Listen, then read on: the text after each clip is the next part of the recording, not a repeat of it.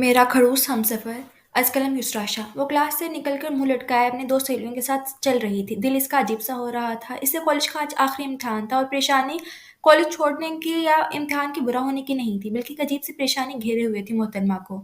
सफ़ेद यूनिफॉर्म में वो सफ़ेद और साफ जिल्द पतली सी नाजुक सी लड़की बालों की ऊंची पोनीटेल बनाए अपनी सोचों में मगन थी। ए रुबाब, क्या हुआ? ऐसे परेशान क्यों हो? वो तीनों कैंटीन के पास खड़ी लड़कियों के रश में इस रश के खत्म होने के इंतजार में थी। जब सनम ने इसके यूं सोचों में डूबा हुआ देखा तो पूछ बैठी। रुबाब ने अपनी छोटी सी आंखों से इसको घूरा, जैसे समझ ना पा रही हो कि जवाब क्या दे। आज मोहतरमा का पर्चा सही नहीं हुआ होगा ना, तभी।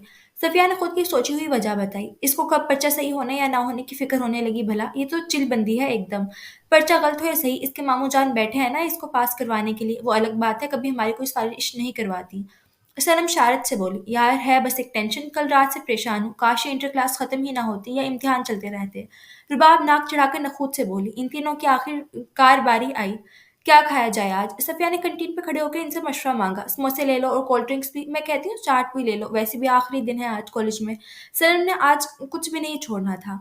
तुम बताओ मिस परेशान? सफिया ने रुबाब से पूछा। यार ले लो कुछ भी, मेरा पेट तो टेंशन ने ही भर लिया है। रुबाब काफी परेशान थी। वे तीनों चलकर अब बेंच पर बैठी हुई थी। सफिया और सनम खाने पर टूट पड़ी थी, जबकि रुबाब अपने हाथों में अपना चेहरा रखे मायूसी से इन दोनों को देख रही थी।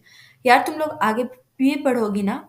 रुबाब की बात पे इन दोनों ने पहले रुबाब और फिर एक दूसरे को देखा। हाँ भाई, जाहिर सी बात है, तुम्हारा इरादा नहीं है कि आगे पढ़ने का? सफिया ने समोसा इसकी तरफ बढ़ाते हुए कहा। यार मेरी डाइन मोमानी तो इंतजार में है कि कब मेरे इम्तिहान खत्म हो और कब वो मेरी शादी करवाए। रुबाब की परेशानी की वजह यही थी। हाय सच बताओ यार, जल्दी शादी करो ताकि मैं अम्मी से नए नए कपड़ों की फरमाइश करूं कि दोस्त की शादी है। कसम से 2 महीने से एक जोड़ा भी नहीं लिया। सनम चहकती हुई बोली। हाँ यार रुबाब, ये तो काम पहले ही फुर्सत में करो तुम। मुझे तो ख्वाब सारा नाचना है तुम्हारे शादी में, खूब सारा नाचना है तुम्हारी शादी में। खानदान में भी अभी दूर दूर तक कोई शादी नहीं है, बोर हो जाएंगे, इसलिए चलो तुम ही कर लो।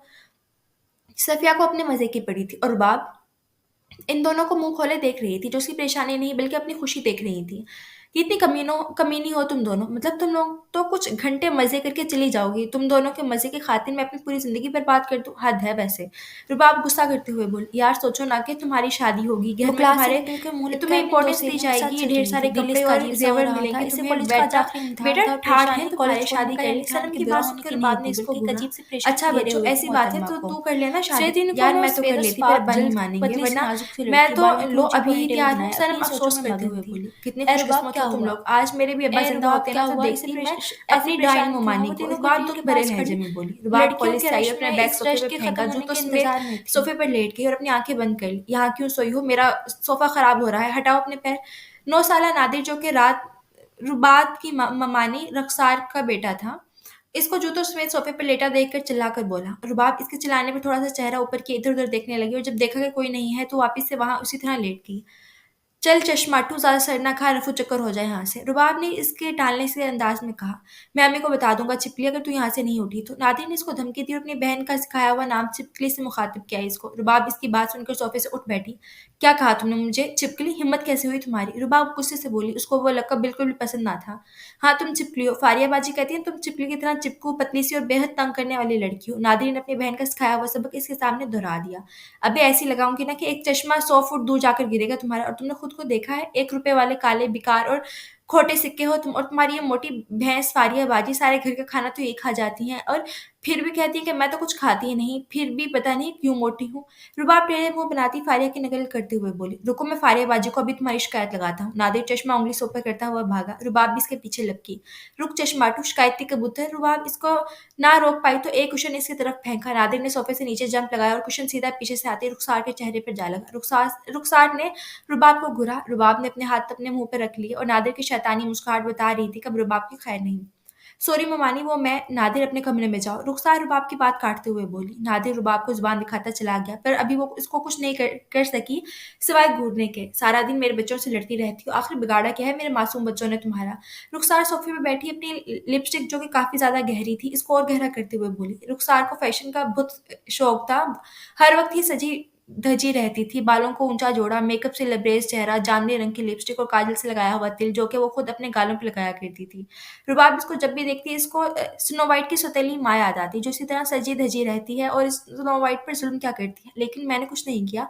ज्यादा मत बोला करो मेरे सामने, कितनी बार कहा है, लड़कियां अच्छी नहीं लगती ज्यादा बोलती हुई। अब वो खुद को आईने में देखते हुए बोली। रुबाब ने इसको ख़्याली तसव्वुर किया। आईने आईने ये तू बता सबसे शातिर कौन है भला? रुबाब अपनी आती सोच में मुस्कुरा दी। ज़्यादा हँसी आ रही है तुम्हें? रुखसार अपना पर्स बंद करते हुए बोली। रुबाब वहाँ खड़ी बस लब ही काटती रह गई। आखिरी इम्तिहान था ना आज तुम्हारा? हो गया? जी हाँ। चलो फिर तुम्हारे रिश्ते की बात चलाती हूँ। शमीम ने एक रिश्ता देखा है, बता रही थी। अच्छा रिश्ता है, बड़े घर का भी है। तुम्हारा रिश्ता माँगा था 2 महीने पहले। तुम्हारे मामू ने तुम्हें बताने को मना कर रखा था कि अभी तुम पढ़ रही हो, पर अब तो बस पढ़ लिया। वो लोकल डेट फिक्स करने आएँगे, ठीक? रुखसार ने रुबाब को और परेशान कर दिया। इसने मुँह बनाए सर हिलाया। कपड़े चेंज करो और लंच बनाओ जाकर किचन में। वो अपने सोने की कंगनों को छूते हुए बोली, लेकिन लंच तुम लाजमा बनाती है ना? वो हैरत से बोली, आज तुम बनाओगी? नादिर से लड़ने की सज़ा है तुम्हारी। रुखसार के कहने पर वो अपने कमरे में जाने लगी। नादिर से लड़ने की सज़ा है, मेरे मासूम बच्चों से क्यों लड़ती हो, है ना? मुझे बड़ा शौक है इनके मासूम बच्चों से लड़ने का जैसे, और ऐसे कमीने बच्चे पैदा होंगे तो उनसे लड़ूंगी नहीं तो और क्या करूंगी? डाइन। रुबाब चलती-चलती इसकी नकल उतारती अपनी आग बुझाने की कोशिश करती जा रही थी। आज कोफ्ते भी बनाना रुबाब। ऊपर वाले फ्लोर पे खड़ी फारिया ने इसको आवाज़ लगाई। जी। रुबाब ने सर उठाए ज़बरदस्ती मुस्कुराते हुए कहा, इसकी अम्मा की नौकर हूँ ना मैं, बुलडोज़र कहीं की। रुबाब बुड़बुड़ाते हुए कमरे में चले गई। रुबाब 6 साल और इसकी बड़ी बहन मरीम 8 साल की थी जब फारूक और जरका का कार एक्सीडेंट में इंतकाल हो गया, और तब से हमीद रुबाब के मामू ने इन दोनों को पाला पोसा था और इनकी जिम्मेदारी ले ली थी, क्योंकि इन दोनों का अपने माँ बाप के सिवा कोई और दूसरा ना था हमीद के अलावा। हमीद जॉब के सिलसिले में अक्सर कराची रहा करते, जबकि सारी फैमिली हैदराबाद में रह रही थी। सिर्फ महीने में 1 हफ्ता अपनी फैमिली को टाइम दिया करते। माली हालात काफ़ी अच्छे थे उनके, जिस वजह से वो सबको आराम से खिला पिला सकते थे। इनका एक बेटा नादिर और बेटी फारिया थी। नादिर अभी तीसरी जमात में था और फारिया इंटर करने के बाद प्राइवेट पढ़ रही थी। इसको इंटर पढ़े 2 साल हो चुके थे। मरीम की इंटर के बाद शादी करवाई गई थी। फारिया और मरीम एक साथ पढ़ी थी।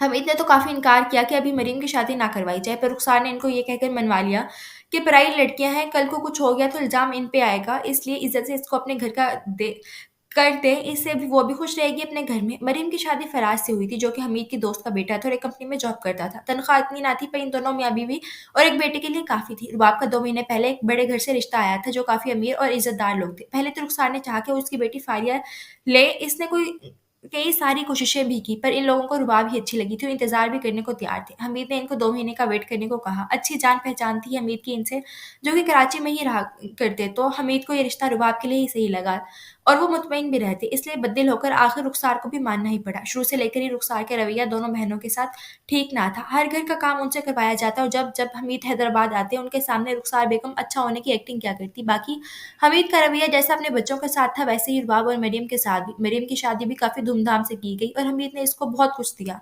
बस कभी-कभी रुखसार की चपड़ी बातों में आ जाया करते। रुबाब मुँह बनाए कोफ्ते बना रही थी। स्नो वाइट अब फँस चुकी है। इसकी डाइन मानी ने इस पर बहुत काम डाल दिए हैं और खुद खड़ी आईने के सामने आईने से पूछ रही होंगी कि आईने आईने ये तो बता सबसे शातिर कौन है भला? और आईने सामने से कहता होगा मेरी मिल्का आप, और फिर डाइन की चेहरे पर एक शैतानी मुस्कुराहट आ जाती। रुबाब हर वक्त ही अपने दिमाग में अपनी स्नो वाइट और रुखसार डाइन की कहानी बनाती रहती। फारिया किचन में इसको तंग करने की गर्ज से आई थी। क्या हो रहा है चिपली, आज तो लंच भी तुमने बनाना है? वाह! फारिया कोफ्तों को देखते हुए तंजिया बोली। हाँ, बता तो ऐसे रही हैं आप फारिया बाजी जैसे मुझे मालूम ही ना हो। मैं यहाँ खड़ी किचन में लंच बना रही हूँ या डिनर? रुबाब चूल्हे को आग तेज करते हुए बोली और लफ्ज़ों की आग फारिया को भी लग गई थी। ज़्यादा बकवास मत करो, जानती हो ना कि मेरे बाप के टुकड़ों पर पल रही हो तुम। फारिया दांत पीसते हुए बोली। तो वो मेरे मामू भी लगते हैं, सुना आपने? रुबाब बुरा मानते हुए बोली। उसको ये ताना बिल्कुल भी अच्छा ना लगता, जो वो बचपन से ही सुनती आ रही थी। आई बड़ी मामू हैं। फारिया वहां से सेब लेकर निकल गई। बुलडोजर सारे ही सेब ले जाती है, ये 2 भी क्यों छोड़कर गई? रुबाब ने 2 बचे हुए सेबों को देखकर खुद कलामी की। अभी इसको मज़े के कोफ्ते खिलाती हूँ, सारी उम्र याद करेगी कि रुबाब फारूक के हाथ के बने हुए कोफ्ते खाए थे। रुबाब ने शरारत से कहा, उफ़ अम्मी बहुत मिर्चें हैं, पानी, पानी। फारिया ने कोफ्ते जैसे ही खाए, इसकी ज़ुबान मिर्चों से जल गई। रुबाब ने इसको पानी का गिलास थमाया और मुँह झुकाए अपनी हँसी दबाने लगी। अम्मी सब इस रुबाब ने किया है, जानबूझकर इसने कोफ्ते इतने तीखे बनाए हैं। फारिया ने रुखसार से शिकायत लगाई, नहीं अम्मानी जान मैं ऐसा क्यों करूँगी? मुलाज़िमा मेरे साथ खड़ी थी, आप उनसे पूछ लें। रुबाब ने मुलाज़िमा पे इल्ज़ाम डाल दिया। रुखसार ने मुलाज़िमा को देखा जो परेशान सी खड़ी थी। रुबाब ने इसको आँखें दिखाई कि इसके हक में बोले। जी मैम साहिब, मैं इनके साथ थी। रुबाब बीवी ने कुछ नहीं किया। मुलाज़िमा की कहते ही रुबाब ने चैन का साँस लिया। फारिया शायद तुम ही मिर्चों की कच्ची हो। रुखसार ने कहकर फिर से खाना खाना शुरू कर दिया और फारिया रुबाब को देखती रही, जो इसी को देखकर तंज़िया मुस्कुरा रही थी। रुबाब ने इसको चुराने की खातिर दाएँ आँख दबाई। फारिया की रग-रग में गुस्सा दौड़ गया। सुबह रुबाब अंगड़ाई लेते हुए उठी तो सामने मरीम को देखा, जो अपने 1 साला बेटे मुईन को खाना खिला रही थी। रुबाब को खतरे की घंटी बजती हुई महसूस हुई। "आपी तुम यहाँ इस वक़्त?" रुबाब जमाए रोकते हुए बोली। "इस वक़्त से क्या मुराद? रुबाब 1 बज रहा है और आज तुम्हारे रिश्ते वाले जो आ रहे हैं, तो इसीलिए मानी ने बुलाया। कि मैं भी देख लूँ कैसे हैं वो लोग। मरियम ने इसको अपने आने की वजह बताई। आपको रिश्ते वाले? उफ़! ऐसा ना कहें, मेरी उम्र ही क्या है कि अभी से शादी करके बैठ जाऊँ। रुबाब परेशान होकर बोली। रुबाब तुम अब कोई बच्ची तो हो नहीं, मम्मा ने हमें सारी उम्र हमें घर में रखा, अब तुम्हें भी चाहिए कि उनकी बात मानो। मरियम ने इसको समझाना चाहा। ममानी ने तो नहीं, मामू ने रखा है अपने घर में। ममानी का बस चले तो हमें अभी निकाल दें, जैसा कि वो अभी कर रही हैं, और मैं मामू से बात करती हूँ ना, वो मान जाएँगे। रुबाब को रुखसार पे काफ़ी ज़्यादा तप चढ़ी हुई थी और इसने नई तरकीब सोची। मामू का भी यही फैसला है और शायद वो तुम्हारी जिद मान भी ले। फिर ममानी तुम्हारा जीना अजाब कर देंगी। मरियम को रुबाब की अकल पर हैरत हुई थी। उफ, स्नो वाइट की कहानी की सबसे बड़ी दुश्मन तो ये ही बनी हुई है, सबको अपने जादू के जाल में काबू कर लिया है, जिसमें अब आपो तुम भी आ चुकी हो। रुबाब पर स्नो वाइट की स्टोरी का कुछ ज़्यादा ही असर था। अल्लाह कितना बोलती हो रुबाब, अब इनके सामने मत बोलना इतना। और अगर बोलो तो क्या वो रिश्ते से इनकार कर देंगे? रुबाब ने चहकती हुई बोली। रुबाब पागल मत बनो और मुबीन को संभालो, मैं किचन में काम देख कर आई, वो लोग रास्ते में ही हैं, आते होंगे, तुम भी तैयार हो जाओ। और मरियम रुबाब को मुबीन को रुबाब को थमाते हुए चली गई। उफ, स्नो वाइट की कहानी में अब और मुश्किलात आने वाली हैं। अल्लाह करे गाड़ी ही खराब हो जाए इनकी रास्ते में और कोई भी टैक्सी ना मिले। रुबाब ने मन ही मन में इनको बद्दुआ दी। रुबाब बेड पर बैठी हुई अपनी सोचों में गुम थी। आज स्नो वाइट को लोग देखने आ रहे हैं और स्नो वाइट काफ़ी ज़्यादा कन्फ्यूज़ है कि इसका होने वाला हमसफ़र इसका हीरो होगा या कोई और विलन इसकी ज़िंदगी में आने वाला है। मरीम कमरे में दाखिल हुई तो रुबाब को अपनी सोचों में गुम होता देखा।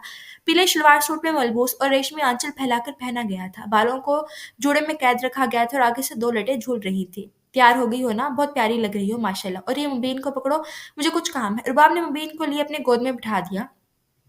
नहीं, मुझे नहीं जाना इन लोगों के पास आपू, बस डेट फिक्स करने आए हैं, वो करके चले जाएँ। वो लोग।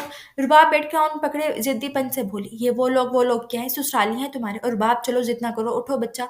मरियम ने इस बार इसको प्यार से समझाया और इसको बेड ग्राउंड से अलग करने की कोशिश की। आपू नहीं ना प्लीज़। रुबाब और ज़्यादा चिपक गई ग्राउंड से। अरे रुबाब, क्या बचपना है? चलो मानी जान बुला रही हैं तुम्हें। मरियम थक गई थी इसको यूँ खींचते-खींचते। वो डाइन अपने बुलडोज़र की तो शादी करवा नहीं रही, मेरे पीछे क्यों पड़ी हैं? इतना शौक है तो पहले इस घर पे जिसका बहुत ज़्यादा है, उस मोटी का तो चलता बना करे ना। रुबाब को सबसे ज़्यादा गुस्सा रुखसार पर ही था। रुबाब ऐसा नहीं बोलती। मरियम ने इसको घूरा। रुबाब जल्दी आओ, मेहमान इंतज़ार कर रहे हैं। रुखसार ने आकर कहा।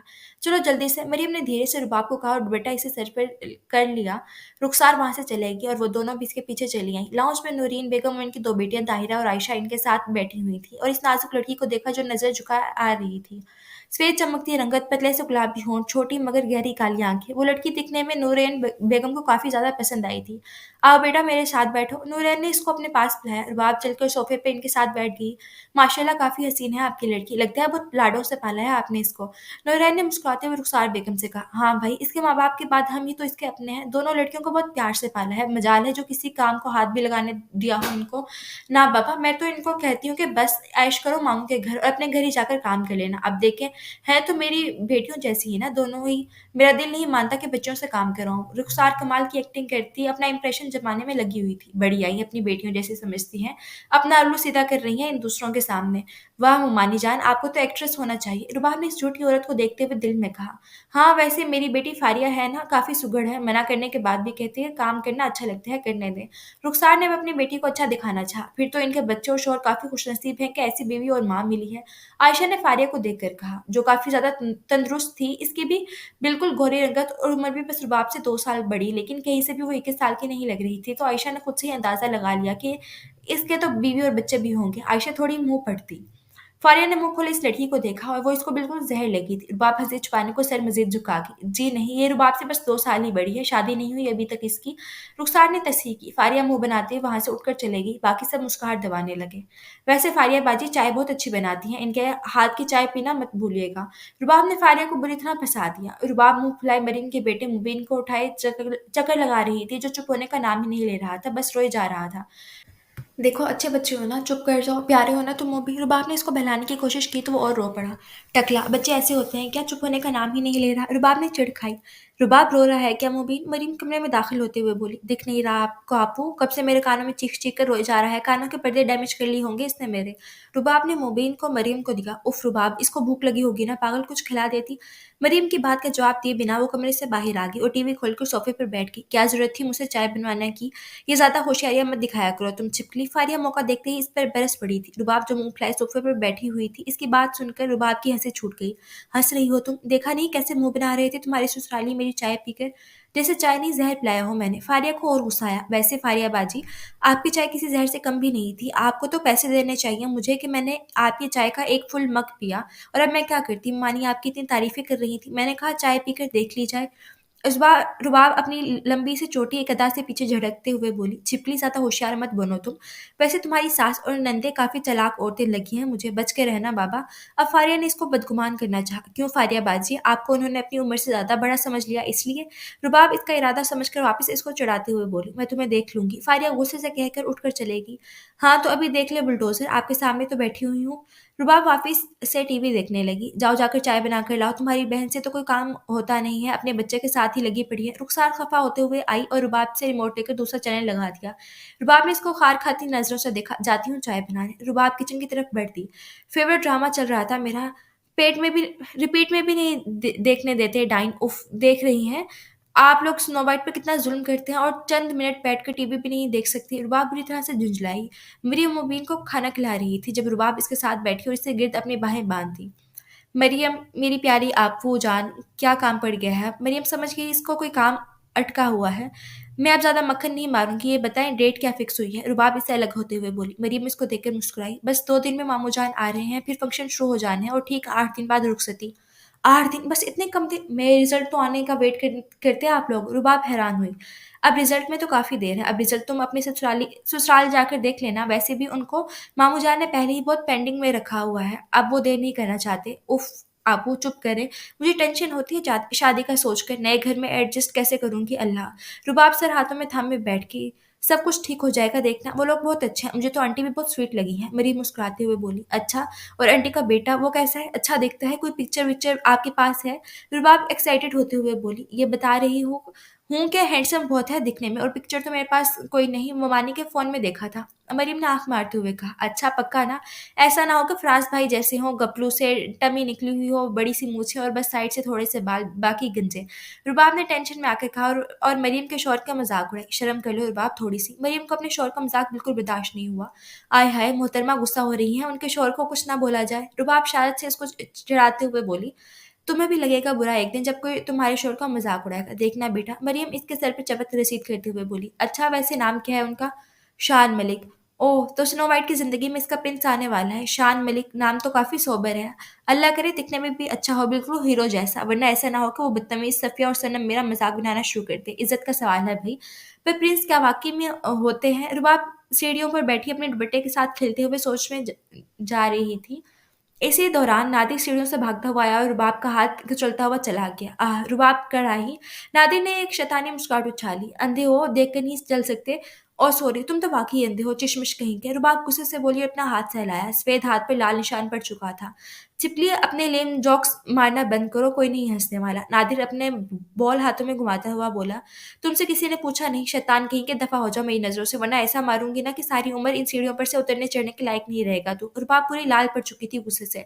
नादिर ने इसको बॉल दे मारी जो कि रुबाब के सर पर लगी, और हंसता हुआ वहां से निकल गया। रुबाब अपने सर पर हाथ रखते हुए उठकर इसको अच्छी वाली सुनाने जा रही थी, पर दरवाजे पर खड़े हमीद साहब को देखकर चुप हो गई, जो नादिर की हरकत देख चुके थे और अभी इसी को घूर रहे थे।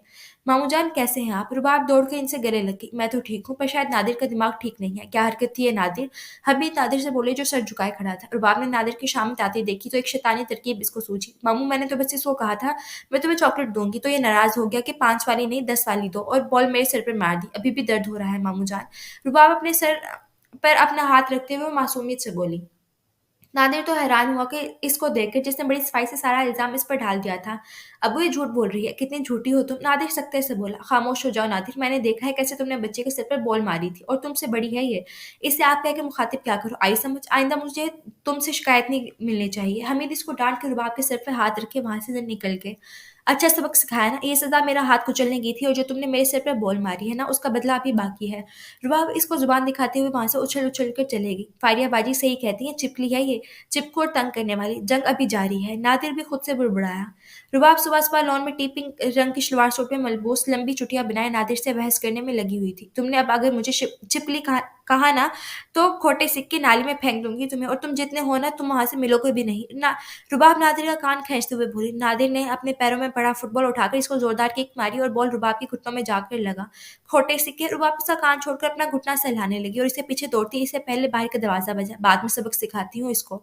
उठबट्टा गले में ठीक करते दरवाजे की तरफ बढ़ी। इसने जैसे ही दरवाजा खोला इसको एक मगरूर शख्स खड़ा दिखाई दिया। एक गंदुमी रंगत वाला हट्टा कट्टा लंबे कद का मालिक, हल्की सी शेव, तरतीब से बने बाल और आंखों पर सनग्लासेस लगाया हुआ था। वो ट्रैक सूट में था। हाय कितना हैंडसम है, बिल्कुल मेरे ख्वाबों के प्रिंस जैसा। रुबाब ने इसको देखते हुए सोचा। हट कमीनी, क्या सोचे जा रही है, अब रिश्ता हो गया है तुम्हारा। रुबाब ने अपनी सोचों को झटका। वो लड़का दरवाजा खुलते ही अंदर की तरफ घुसा और इसके पीछे दो तीन आदमी टोकरियों में कुछ सामान लिए अंदर दाखिल हुए। रुकिए रुकिए, कौन है आप और ऐसे कैसे घर में घुस आए हैं, और ये टोकरी, इनमें इनमें कोई बम छुपा हुआ है क्या, तुम किडनैपर हो, किसी को किडनैप करने आए हो। रुबाब रवानगी से हैरान होते हुए बोली कि जान ना पहचान, मैं तेरा मेहमान। वो शख्स अंदर घुस आया। फिर रुबाब जो अंदाजे लगा सकती थी इसने लगाए, जबकि अंदाजे सभी बेवकूफ़ाना थे। मैं कोई किडनैपर नहीं हूँ। वो शख्स अपने ग्लासेस उतारते हुए इत्मीनान से बोला। रुबाब ने इसकी आंखें देखी, गहरी काली और संजीदा। तो क्या कोई चोर हो, वैसे लगता तो नहीं है कि तुम्हें चोरी करने की जरूरत है, अच्छे खानदान के लगते हो। रुबाब इसका हुलिया देखते हुए बोली। एक नाम नोट करो। वो शख्स बिना रुबाब की तरफ देखता हुआ संजीदगी से बोला और अपना एक एयरफोन कान से निकाला। है क्या मतलब। रुबाब हैरान हुई। अजीज मैम एक माहिर न्यूरोलॉजिस्ट हैं, उनसे एक दिमाग का इलाज करवा लेना। वो आराम से कहकर ठीक है तेवर लिए वहां से निकल गया। और रुबाब मुंह खोले इस मगरूर से शख्स को देखने लगी जो इतनी बदतमीजी कर गया था। देखने में ही प्रिंस था ये तो, बाकी अंदर से पूरा विलन है। रुबाब उकताहट से बोली।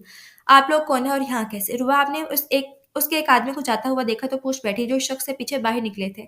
जी हमीद साहब का घर है ना, हम मिठाई लाए थे बेगम साहिबा के कहने पर। वो आदमी कहकर चला गया, शायद वो सभी बहुत जल्दी में थे। अच्छा मामू जान के होंगे कोई दोस्त, हमेशा ही मिठाई भेजते रहते हैं, लेकिन इस तरह तो कभी नहीं कि लोग टोकरी लेकर अंदर ही आके बिना इजाज़त से, वो भी खैर मेरा क्या, कोई होगी अमीर पार्टी। वो कंधे उचकाती वहाँ से चले गई। वो टहलती-टहलती लाउंज में गई तो वहाँ इसको फारिया और नादिर मिठाइयों पे टूटते हुए नज़र आए। नादिर तुम मत खाओ, कोई फ़ायदा नहीं, क्योंकि तुम्हारा भी खाना शायद फारियाबाजी को ही लग जाता है। रुबाब वहाँ से कहकर भाग गई और दोनों भाई-बहन पेचो-ताप खाते रह गए। रुबाब की आज मेहंदी हो गई थी और वो कमरे में बैठी अपनी मेहंदी सुखा रही थी जो कि बाहों तक भरी हुई थी। वो अपने हाथों के खूबसूरत डिज़ाइन्स देख रही थी। शायद इसने मेहंदी तकरीब 10 साल बाद लगाई थी। इसको रुखसार किसी भी किस्म का फ़ैशन वग़ैरह नहीं करने देती थी, ना मेहंदी, ना हेयर कटिंग, ना कोई मेकअप वग़ैरह, इसलिए कि वो जानती थी कि रुबाब खूबसूरत है और अगर वो सज-धज के घूमेगी तो इसकी बेटी फ़ारिया को कौन देखेगा, जो हर वक़्त टिप-टॉप तैयार रहा करती थी। स्नो वाइट अब बस कुछ दिन ही इस घर की मेहमान है। स्नो वाइट याद करेगी इस घर को, यहाँ तक कि नादिर और इस बुलडोज़र को भी। कहानी के विलेन्स को कौन भूल सकता है भला? पर स्नो वाइट की ज़िंदगी बहुत अनरोमांटिक है।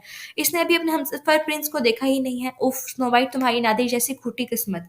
वो अपने मेहंदी को देखते हुए सोच रही थी। नादिर और फारिया किसी शैतानी इरादे से इस कमरे में आए। रुबाब ने इनकी आमद पर इन दोनों को देखा जिनके चेहरे पर शैतानी मुस्कुराहट छाई हुई थी।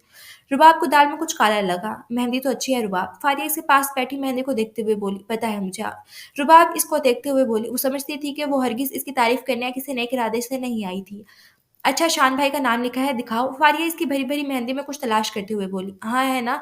ये देखिए इस बेल के सामने। रुबाब शान का नाम सुनते एक्साइटेड होते हुए बोली और इसको अपनी मेहंदी में शान का नाम दिखाया। अरे नादिर देखो, शान भाई का नाम भी है। फारिया के यह कहने पर नादिर ने भी मेहंदी में देखा और नादिर मेहंदी देख रहा था तो फारिया ने जानबूझकर इसको धक्का दिया जो वो पहले से ही सोच आए थे। रुबाब ने इन दोनों का इरादा समझकर हाथ जल्दी से पीछे कर लिए। फिर भी इसकी मेहंदी में साइड का एक फूल खराब हो गया था। रुबाब की आंखें फटी की फटी रह गई और वो दोनों अपना काम करके वहाँ से निकल दिए। ये क्या-क्या मामू जान, वो चिल्लाते हुए इनके पीछे आई और हमीद को आवाज़ लगाने लगी। वो इसकी चिल्लाती आवाज़ सुनकर जल्दी से अपने कमरे से बाहर आई। क्या हुआ रुबाब, सब ठीक है ना? हमीद परेशानी से बोले। मामू जान, फारिया बाजी और नादिर ने मेरी मेहंदी खराब कर दी, वो भी जानबूझकर। देखें, वो अपनी मेहंदी दिखाते हुए बोली। और अब नादिर और फारिया की शामत आनी थी। हमीद, नादिर और फारिया को सुनाए जा रहे थे और रुबाब बड़े मज़े से दोनों की इज़्ज़त अफ़ज़ाई होते हुए देख रही थी। रुखसार ने मन ही मन में सोच लिया था कि कल का सारा काम रुबाब से करवाएगी। रुबाब दुल्हन बनी बैठी थी और सिर्फ रोए जा रही थी। हाय मेरी किस्मत, इतनी आम सी शादी हुई है, मेरी कहानी में कोई ट्विस्ट ही नहीं आया। क्या मज़ा है ऐसी आम शादी का, ये तो हर किसी की होती है। रुबाब बच्चों की तरह रोए जा रही थी और मरियम परेशानी से कब से इसको समझा रही थी, जबकि पास बैठी फारिया मुसलसल हंसे जा रही थी और इसका मजाक बना रही थी। तो तुम कौन से खास हो जो शादी भी खास हो तुम्हारी, आम सी लड़की हो, आम ही शादी होगी, पर बदकिस्मती से शौहर हैंडसम मिल गया तुम्हें बस। फारिया ने फिर से इसका मजाक बनाया। आप तो चुप करे बुलडोजर, अल्लाह करे आपको तो शौहर भी कोजा मिले। रुबाब इस पर चिल्लाई। भाड़ में जाओ, मैं तो चली डांस करने। अफ़ाया मज़े लेते हुए उठ खड़ी हुई, ख़्याल से कहीं स्टेज तोड़ ना देना। रुबाब ने इसी तरह रोते हुए भी इसको ना बख्शा। सफ़िया सनम इसको सँभालो, मैं हम देख कर आई। मरीम वहाँ से उठकर चलेगी। चल रुबाब अब रोना बंद कर, आज तो तेरा खुशी का दिन है यार। सनम ने इशारत से कहा, खुशी का दिन? हाय कैसी खुशी, कोई ड्रामेटिक टाइप की शादी होती याद तो रहती, ये कैसी शादी हुई? शादी से पहले कोई रोमांस ही नहीं। न ना ही होने वाले का मुँह देखा है, पता नहीं कैसा दिखता होगा कमबख्त। रुबाब ने अपना सर पीटा। अभी रोमांस की तो शादी के बाद ही शुरू होना है ना। सफ़िया कहते ही सफ़िया और सनम ने ताली मारी और हँसने लगी। नाली में जाकर गिरो तुम लोग। रुबाब इन पर लानत भेजते हुए अपना इशारा सँभालती उठी। कमीनों, लाइनर बिगड़ गया है, वो ही ठीक कर लो, किसी काम तो आ जाया करो। रुबाब खुद को आईने में देखते हुए इन दोनों से बोली। रुबाब रुखसत होकर अपने ससुराल में बैठी थी। घर काफ़ी बड़ा था शान का और घर में कम ही लोग थे। बस इसकी 2 बहनें, 1 माँ और 2-3 मुलाज़िमा। शान के वालिद 8 महीने पहले वफ़ात पा चुके थे, इसलिए अब शान ही सारे घर का सरबराह था। रुबाब इन सब के दरमियान अनकम्फ़र्टेबल महसूस कर रही थी। सिर्फ़ नूरैन बेगम, ताहिरा और आयशा ही वहाँ मौजूद थी और शान मलिक था कि अभी तक ज़ाहिर नहीं था। रुबाब को अभी तक अपने शौहर का चेहरा देखना नसीब नहीं हुआ था। बेटा तुम आराम करो, अपने कमरे में थक गई होगी ना? नूरैन बेगम रुबाब को बोली, जो शुरू से ही इससे काफ़ी शफ़क़त से पेश आ रही थी। अब इनको क्यों थकना है भला? सारे फ़ंक्शन में बस बैठी ही तो रही हैं। आयशा ने अपनी आदत से मजबूर इस पर तंज़ किया। आयशा आज तो ख़ामोश हो जाओ और मैं आती हूँ, शान को फ़ोन करो ज़रा, कहाँ रह गया है पता नहीं। नूरैन इसको डाँटते हुए वहाँ से चले गई शान को फ़ोन मिलाने। स्नो वाइट की एक फ़ारियत से जान छूटी तो दूसरी पल्ले पड़ गई। रुबाब ने आयशा को देखते हुए सोचा, शान भाई तो पता नहीं कहाँ गायब हैं। अभी तक नहीं आए, शायद आने का दिल ही नहीं कर रहा है इनका। आयशा ने मौके का फ़ायदा उठाते हुए एक और तंज़ उछाला। आयशा ये तंज़ करना छोड़ दो। शान भाई अपने दोस्तों के साथ मसरूफ़ होंगे, आते ही होंगे। ताहिरा आयशा को डाँटते हुए बोली और आयशा के बरक्स काफ़ी सुलझी हुई थी। और रुबाब, वो तो बस सर झुकाए इन दोनों की बातें सुन रही थी। वैसे शान भाई की मर्ज़ी के खिलाफ हुई है ये शादी, इसलिए नखरे उठवाने का मत सोचना। गुस्से के काफ़ी तेज़ हैं भाई। आयशा ने मुस्कुराते हुए ज़हर उगला। रुबाब ने इसकी तरफ हैरत से देखा और फिर ताहिरा को देखा। आँखों में सवाल था कि क्या वाक़ई ये सच है? मर्ज़ी के खिलाफ होती तो वो शादी ही क्यों करते? बस अरेंज मैरिज है और अरेंज मैरिज तो ऐसी ही होती है, तुम टेंशन ना लो रुबाब।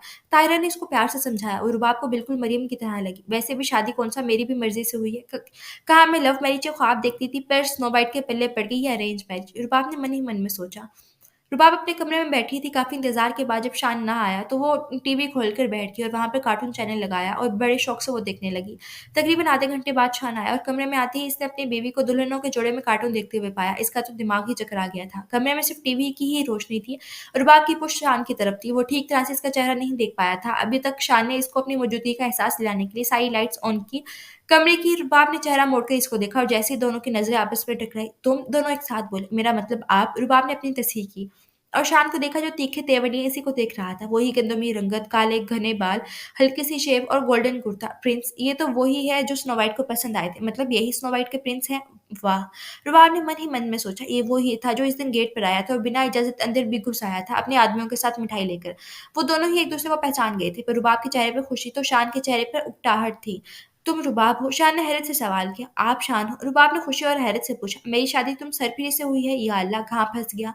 शान ने खुद से बुड़बुड़ाया और बेड की दूसरी साइड पर आकर बैठ गया। आपू ने कहा था कि दूल्हे के सामने शर्माना और ज़्यादा बात ना करना। रुबाब को मरियम की बात याद आई। वो सीधी होकर बेड पर बैठी दुल्हनों की तरह और शर्माने की कोशिश करने लगी। शान ने इसको अजीब नज़रों से देखा, जो कि पहले बड़े मज़े से बैठी हुई थी, अब अचानक दुल्हन की तरह बैठ गई और आँखें नीचे किए मुस्कुराकर शर्माने भी लगी थी। तुम्हारे दिमाग का स्विच वाक़ई उड़ा हुआ है क्या? शान ने उसको एक नज़र देखकर कहा और अपनी वॉच उतार कर टेबल पर रख दी। आप कहना चाहते हैं कि मैं पागल हूँ? रुबाब ने गुस्से से कहा। शान ने पहले टीवी की तरफ देखा जहाँ कार्टून चल रहे थे और बाद में रुबाब को देखा। नहीं, पागल भी बहुत छोटा लफ्ज़ है। शान ने तेवरी चढ़ाकर कहा। कंट्रोल रुबाब, कंट्रोल। इनसे नहीं लड़ना तुम्हें। रुबाब ने अपना गुस्सा कंट्रोल करना चाहा। शान बेड पर इसके थोड़ा सामने होकर बैठा। रुके, रुके, मैं घूँघट कर लूँ फिर आप इसको उठाना। मैंने देखा है ड्रामों में ऐसा ही होता है। रुबाब ने जल्दी से कहकर घूँघट कर लिया। तुम्हारे मामू-मामानी पर केस करना चाहिए मुझे। शान ने उकताकर कहा और बेड से उठ गया। हैं? क्या मतलब? रुबाब ने अपना घूँघट उठाकर कहा। बच्चों की शादी नहीं करवानी चाहिए। शान ये कहता हुआ वहाँ से उठा। मैं बच्ची हूँ, आपका मतलब? रुबाब ने अपना घूँघट उठाकर शान को देखते हुए कहा, जो अलमारी से कपड़े निकाल रहा था। एक बार में सुनाई नहीं देता क्या जो बार-बार मतलब भी पूछती हो? शान उकताहट से बोला। रुबाब इसको गुस्से से घूरने लगी। ये लो मुँह दिखाई। शान ने एक डिब्बी इसकी तरफ उछाली और वॉशरूम घुस गया। ऐसे देते हैं मुँह दिखाई, शर्म नाम की कोई चीज़ है भी कि नहीं? रुबाब इस डब्बी को खोलते हुए दाँत पीसते हुए बोली, स्नो वाइट के लिए सोने की अंगूठी डायमंड की होनी चाहिए थी ना? वो पसमर्दगी से बोली, घूंघट तो उठा लेते, इतना प्यार से किया था। खड़ूस! रुबाब ने तंग आकर अपना दुपट्टा ही उतार कर रख दिया। रात का पता नहीं कौन-सा पहरता जब शान की आँख खुली, किसी के ज़ोरदार खर्राटों की आवाज़ से। शान ने मुड़कर देखा तो रुबाब बड़े मज़े से सोई खर्राटे मार रही थी। खर्राटे लेना बंद कर दो, मुझे नींद नहीं आ रही। शान ने इसको झंझोड़ते हुए कहा। जी, जी, क्या हुआ? स्नो व्हाइट ने कुछ नहीं किया। रुबाब बौखलाकर उठी। अपनी कार्टूनी दुनिया से बाहर निकलो और ये खर्राटे अब लिए ना तो मैं तुम्हें कमरे से बाहर निकाल दूँगा। शान गुस्से से बोला। अब खर्राटे आ रहे हैं तो रोक तो नहीं सकती इनको। रुबाब बेबसी से बोली, रोकना पड़ेगा अब आई समझ। शान ने कहता वापस सो गया। रुबाब सोचती रही कि कैसे खर्राटे रोके जा सकते हैं। अब कोई तरकीब इसको नहीं सूझी तो लापरवाही से कंधे उचकाकर सो गई और रात भर शान को अपने कानों पर तकिया रखकर ही सोना पड़ा।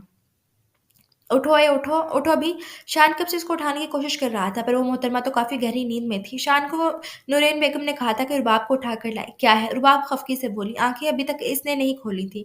घोड़े बेचकर सोई हुई हो क्या तुम? उठो जल्दी से, मम्मी बुला रही हैं तुम्हें। शान ने इसको ज़ोर से झंझोड़ा जो उठने का नाम ही नहीं ले रही थी। अब तो डाइन भी नहीं है यहाँ, अब क्यों स्नो व्हाइट को तंग कर रहे हैं आप? रुबाब ये कहकर कंबल सर तक ओढ़े फिर से सो गई। डाइन, स्नो व्हाइट, शान को उसकी बातें समझ नहीं आई। शान ने इसको 2 मिनट तक देखा और फिर साइड टेबल पर पड़ा हुआ एक जग देखा जो कि ठंडे से पानी से भरा हुआ था। शान ने उठाकर सारा पानी रुबाब पर उंडेल दिया। रुबाब बौखलाकर उठी और एसी की ठंडक में वो ठंडा पानी वो बिल्कुल काँप गई थी। ये क्या किया? ऐसे कोई उठाता है क्या? नॉर्मल तरीके से नहीं उठा सकते थे? उफ़! सर्दी हो रही है। रुबाब ने गुस्से में आकर कहा, नॉर्मल इंसानों का को ही नॉर्मल तरीके से उठाया जाता है। शान भी कड़े तेवरों के साथ बोला। रुबाब ने इसको घूरा और घूरती ही गई। ये घूर किसको रही हो तुम? शान ने सख्त लहजे में कहा। इसको तो आज तक किसी ने इस तरह नहीं घूरा था जिस तरह आज रुबाब घूर रही थी। यहाँ पर जो सारी फौज खड़ी है इसको घूर रही हूँ। रुबाब ने इसी तरह इसे घूरते हुए कहा। शान ने भी इसको घूरा। ज़ाहिर है कमरे में आप ही खड़े हैं, आपको ही घूर रही थी मैं। रुबाब तेज आवाज़ में बोली, चिल्लाओ मत मेरे सामने, कैंची की तरह जो ये ज़ुबान चलती है ना काट कर फेंक दूँगा। शान ने इसको उँगली उठाकर वार्न किया। रुबाब अब थोड़ी सहम गई थी पर फिर भी चेहरे पर ज़बरदस्ती गुस्सा लाने की कोशिश करने लगी। वो अपना डर उसके सामने ज़ाहिर नहीं होने देना चाहती थी। शाबाश से यहाँ से उठो, जाओ और तैयार होकर नीचे आओ और हाँ, अपना बेकार खोपड़ी से ये बात निकाल मत देना। शान कहता हुआ कमरे से बाहर निकल गया। हाँ, सब स्नो व्हाइट पर ही अपना ज़ोर चलाओ, बेचारी स्नो व्हाइट ही बची है ना कि सब इस पर गुस्सा कर रहे हैं। अल्लाह क्या इस खड़ूस में फँसा दिया बेचारी स्नो व्हाइट को। काश मैं किसी जंगल में खो जाऊँ और कुछ बोलने में जो उठा के ले जाऊँ, बिल्कुल स्नो व्हाइट की तरह मेरी खिदमत करे। रुबाब रोती शक्ल बनाती खुद से बुड़बुड़ाई। वो नीचे आई और सबको सलाम करती हुई टेबल पर शान की कुर्सी के सामने वाली कुर्सी पर बैठ गई। रुबाब ने टेबल पर सजी लवाज़मात पर नज़र घुमाई जहाँ काफ़ी सारी डिशेज़ बनी हुई थी। क्या कोई मेहमान आ रहा है? रुबाब ने इन डिशेज़ को देखकर कहा, नहीं बेटा। नूरैन बेगम मुस्कुराती हुई बोली, तो क्या किसी शादी से खाना आया है क्या? रुबाब के कहते ही आयशा ज़ोर से हँस पड़ी। रुबाब की मुस्कुराहट गायब हो गई। इसने कभी अपने टेबल पे इतनी डिशेज़ नहीं देखी शायद। आयशा ने इसका मज़ाक बनाया। आयशा, मैं दोबारा तुम्हें ऐसे किसी का मज़ाक उड़ाता हुआ ना देखूँ। शान ने इसे सख्त लहजे में बावर कराया। आयशा इसकी बात सुनकर सर झुकाए खाने में मसरूफ़ हो गई। शैतान बुलडोज़र की शागिर्द। रुबाब मुँह बना गई और शान को देखा जो सबसे बेखबर खाने के साथ इंसाफ़ कर रहा था। खड़ूस थोड़ा-सा अच्छा भी है वैसे, पर क्या ही था कि अगर बोल लेता मेरी बीवी से इस तरह बात ना करो, पर नहीं, दिमाग सातवें आसमान पर ही अटका हुआ है। रुबाब ने इसको देखकर सोचा। शान ने इसके घूरने पर एक तीखी नज़र इस पर डाली तो वो खाने की तरफ मतवज्जा हुई। रुबाब ने शान को लॉन में देखा जो किसी से फ़ोन पर बात करने में मसरूफ़ था। रुबाब के दिमाग में एक शैतानी आइडिया आया। सुबह मुझ पर पानी फेंका था ना, अब बताती हूँ इनको। रुबाब चलकर किचन में गई और वहाँ से तेल उठाकर सीढ़ियों पर लगा लिया। तेल किचन में रखकर वो सोफ़े पर बैठ गई और कोई बुक उठा ली। अब तो बस शान के आने का इंतज़ार था। शान मोबाइल में देखता हुआ आ रहा था। रुबाब को तो बस इंतज़ार था वो मंज़र देखने का, जब शान फिसल कर वहाँ से गिरता। इसी दौरान आयशा मोबाइल पर बात करती दौड़ती हुई सीढ़ियों की तरफ बढ़ी। रुबाब ने इसको रोकना चाहा। आह! मम्मी! इतनी देर में वो सीढ़ियों पर बुरी तरह से गिरी हुई थी। शान ने रुबाब की तरफ देखा जो उल्टा बुक पकड़े आयशा को ही देख रही थी। शान समझ गया कि हरकत इसी सरफिरी की होगी। वो आयशा की तरफ बढ़ा। रुबाब भी इसकी तरफ भागी और आयशा की परवाह किए बिना जल्दी से इसका मोबाइल उठाकर इसको दिया। ये लो। शान और आयशा ने इसको ना समझने वाली नज़रों से देखा जो आयशा का मोबाइल पकड़े इसको दे रही थी। मैंने सुना है और देखा भी है कि अगर आज के दौर में कोई इंसान गिर जाए तो ज़्यादा परवाह उसकी नहीं बल्कि उसके मोबाइल की जाती है और इस इंसान को भी खुद से ज़्यादा परवाह मोबाइल की ही होती है। रुबाब ने वज़ाहत दी। शान ने उसकी तरफ गुस्से से देखा। उफ़! मेरा पैर बहुत दर्द कर रहा है। ये कहाँ गई छन्नू जो कि मुलाज़िमा का नाम था। ज़रूर इसने किया होगा ये सब। आयशा का शक मुलाज़िमा पर गया। रुबाब को इसकी हालत देखकर हँसी तो बहुत आई पर वो दबा गई। चलो ऊपर वाला भी जो करता है अच्छे के लिए ही करता है। खड़ूस ना सही तो ये बुलडोज़र की शागिर्द थी सही। रुबाब ने मन ही मन में कहा और कमरे से निकल गई। शान भी उसके पीछे निकला। ये सब तुमने किया है ना? शान ने इसका बाजू दबोच कर कहा। अल्लाह अल्लाह करे मैं क्यों करने लगी ऐसा? रुबाब ने हैरान होने की एक्टिंग की। क्योंकि ये काम सिर्फ़ एक उल्टे दिमाग वाला इंसान ही कर सकता है और वो इस दुनिया में तुम ही हो। शान ने चिढ़ खाते हुए कहा। आपको बड़ा पता है दुनिया का, जैसे सारी दुनिया देख कर आए हैं। रुबाब ने इसकी आँखों में देखते हुए मुस्कुराते हुए कहा, देखो लड़की मेरे सामने ज़ुबान चलाना बंद करो, मैं बता रहा हूँ, मुझे बिल्कुल नहीं पसंद। शान ने इसको वार्न किया। अच्छा, रुबाब अपना बाजू छुड़वाते वहाँ से निकल गई। शान कमरे में आया तो इसी तरह रुबाब को टीवी के सामने बैठा हुआ देखा और टीवी पर कार्टून ही चल रहे थे। इसकी आमद पर रुबाब ने मुड़कर इसको देखा और टीवी म्यूट पे लगाया। इसके साथ सोफे पर बैठ गई। शान जो कि अपना लैपटॉप खोले कुछ काम कर रहा था, रुबाब को मुसलसल खुद पे नज़र जमाते देखा तो लैपटॉप से नज़र हटाकर रुबाब को देखा जो इसी को देखकर मुस्कुरा रही थी। क्या है अब? शान ने उकताहट से कहा। वो पिक्चर्स आपकी हैं? रुबाब ने एक पिक्चर की तरफ इशारा करते हुए उससे पूछा जिसमें वो अपने कुछ दोस्तों के साथ खड़ा था। हाँ, यूनिवर्सिटी के वक्त की हैं। शान ने कहते ही फिर से अपनी नज़र लैपटॉप पर मरकूज कर ली। यूनिवर्सिटी? आप यूनिवर्सिटी जाते हैं? कितने मज़े होते हैं ना वहाँ, अच्छे-अच्छे खाने की चीज़ें, ये बड़े-बड़े गार्डन, बड़ी क्लासरूम्स, हल्ले-गुल्ले, आपने बहुत मज़े किए होंगे। रुबाब ने चहकते हुए पूछा, ऐसा कुछ नहीं होता और मैं मज़े करने नहीं पढ़ने जाता था। शान इसी तरह संजीदगी से बोला, आप मेरा भी किसी यूनिवर्सिटी में एडमिशन करवा देना, मुझे बहुत शौक है आगे पढ़ने का। रुबाब ने इसके सामने अपनी फरमाइश ज़ाहिर की। शान ने हैरान होते हुए इसको घूरा। रुबाब इसके इस तरह घूरने पर सोचने लगी कि इसने ऐसा भी कुछ गलत तो नहीं कह दिया। तुम्हें जितना शौक है ना पढ़ने का, मैं हमीद अंकल से सुन चुका हूँ, इसलिए मेरे सामने फ़िज़ूल बातें मत करो अब। शान ने सख्त लहजे में कहा और वापस लैपटॉप के कीबोर्ड पर उँगलियाँ चलाने लगा। पर उठो यहाँ से और मेरे लिए चाय बना कर आओ जल्दी। बातों में सारा वक़्त बर्बाद मत करो अपना, ना अपना और ना मेरा। शान की इस तरह कहने पर वो पैर पटकते हुए वहाँ से निकलती चली गई। बड़ा कोई मुल्क सँभालना है ना इनको, जो वक़्त बर्बाद होता है बातों से इनका। उफ़! स्नो वाइट को प्रिंस तो मिल गया पर काफ़ी ज़्यादा खड़ूस प्रिंस मिला है। शान कब से सोने की कोशिश कर रहा था पर वो थी कि टीवी खोले। रात के 2 बजे मॉर्निंग शो रिपीट में देख रही थी। ये टीवी बंद करो मैं कह रहा हूँ। शान आखिर गुस्से में बोल पड़ा था। लाइट्स ऑफ है, आप सो जाएँ। रुबाब ने लापरवाही से कहा। मुझे नींद नहीं आ रही इस टीवी की आवाज़ से। शान उठकर बैठ गया। थोड़ा कम कर देती हूँ ना। रुबाब ने थोड़ा वॉल्यूम कम कर दिया। इस वक़्त रात को मॉर्निंग शो कौन देखता है? शान बुरी तरह से उकता गया। मैं देखती हूँ ना और रात को रिपीट चलता है, ज़ाहिर है लोग देखते होंगे। रुबाब अब टीवी से नज़रें हटाए इसको देखकर बोली। अब शान की बर्दाश्त से बाहर हो रहा था और टीवी का स्विच निकाल दिया। कमरा अंधेरे में डूब गया। बहुत बुरे हैं आप, रुबाब उकता कर बोली। रुबाब जूस पीती-पीती लॉन में टहल रही थी। जब जूस का डब्बा खाली हुआ तो इसके मुड़े हुए कोनों को खोल के जूस के डब्बे को फैलाकर ज़मीन पर रख दिया। शान जॉगिंग से लौटा था और अपना प्रोटीन शेक लबों से लगाता हुआ आ रहा था। ना शान को रुबाब की मौजूदगी का इल्म था, ना ही रुबाब को शान की मौजूदगी का इल्म था। रुबाब ने जूस के डब्बे पर ज़ोर से पाँव मारा। पटाख डब्बे के फटने की आवाज़ से शान एकदम से बौखला गया क्योंकि वो हरकत के लिए तैयार नहीं था, तो इसके हाथ से इसका प्रोटीन शेक छूटता हुआ ज़मीन पर गिर गया। इसने रुबाब की तरफ देखा जो हँसते हुए कूद-कूद के तालियाँ बजा रही थी। इसको अपने पटाखे की खुशी थी। शान लंबे डग भरता इसकी तरफ आया। बड़ी खुशी हो रही है तुम्हें अपने बेकार किए हुए कारनामे पर? शान गुस्से से चिल्लाया। रुबाब ने इसकी तरफ देखा और नीचे गिरा हुआ प्रोटीन शेक भी। रुबाब दाँतों तले ज़बान दबा गई। इसको समझ आ गया था कि इसने ना जाने में क्या कर डाला है। अभी सबक सिखाता हूँ तुम्हें।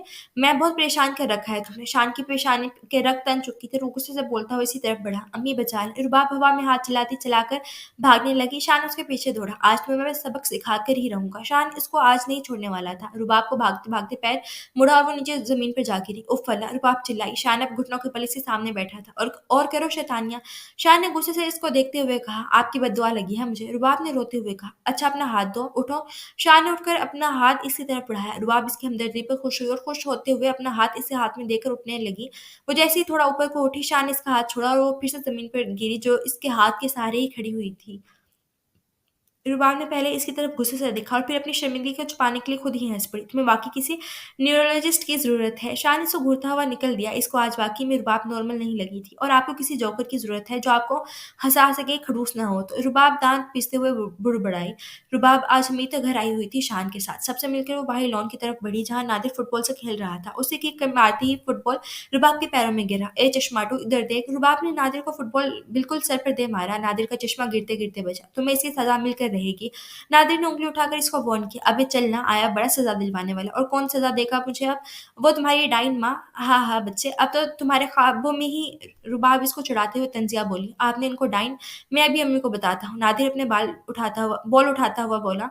अब तो वो रुबाब फारूक को छू भी नहीं सकती। रुबाब ने नादिर को और चिढ़ाया और इसका चश्मा लेकर पूरे गार्डन में दौड़ने लगी। वो भी इसके पीछे भागा। रुबाब की अचानक एक मज़बूत जिस्म से टक्कर हुई। इसने अपने सर पर हाथ रखा और जैसे किसी चट्टान से टकराई हो और अपना चेहरा ऊपर गिर के रुबाब ने देखा, अरे खरूस आप! रुबाब की आँखें हैरत से खुल गईं। शान ने इसको खुद से दूर हटाया। तुम्हें क्या इधर से उधर भागने में मज़ा आता है क्या? शान ने उकताहट भरे लहजे में कहा। नादिर ने आकर रुबाब से अपना चश्मा लेना चाहा। मेरे ग्लासेस। रुबाब ग्लासेस अपने पीछे छुपाती नादिर को घूरने लगी। अंकल इनसे कहें कि मुझे अपने ग्लासेस दें। अंकल।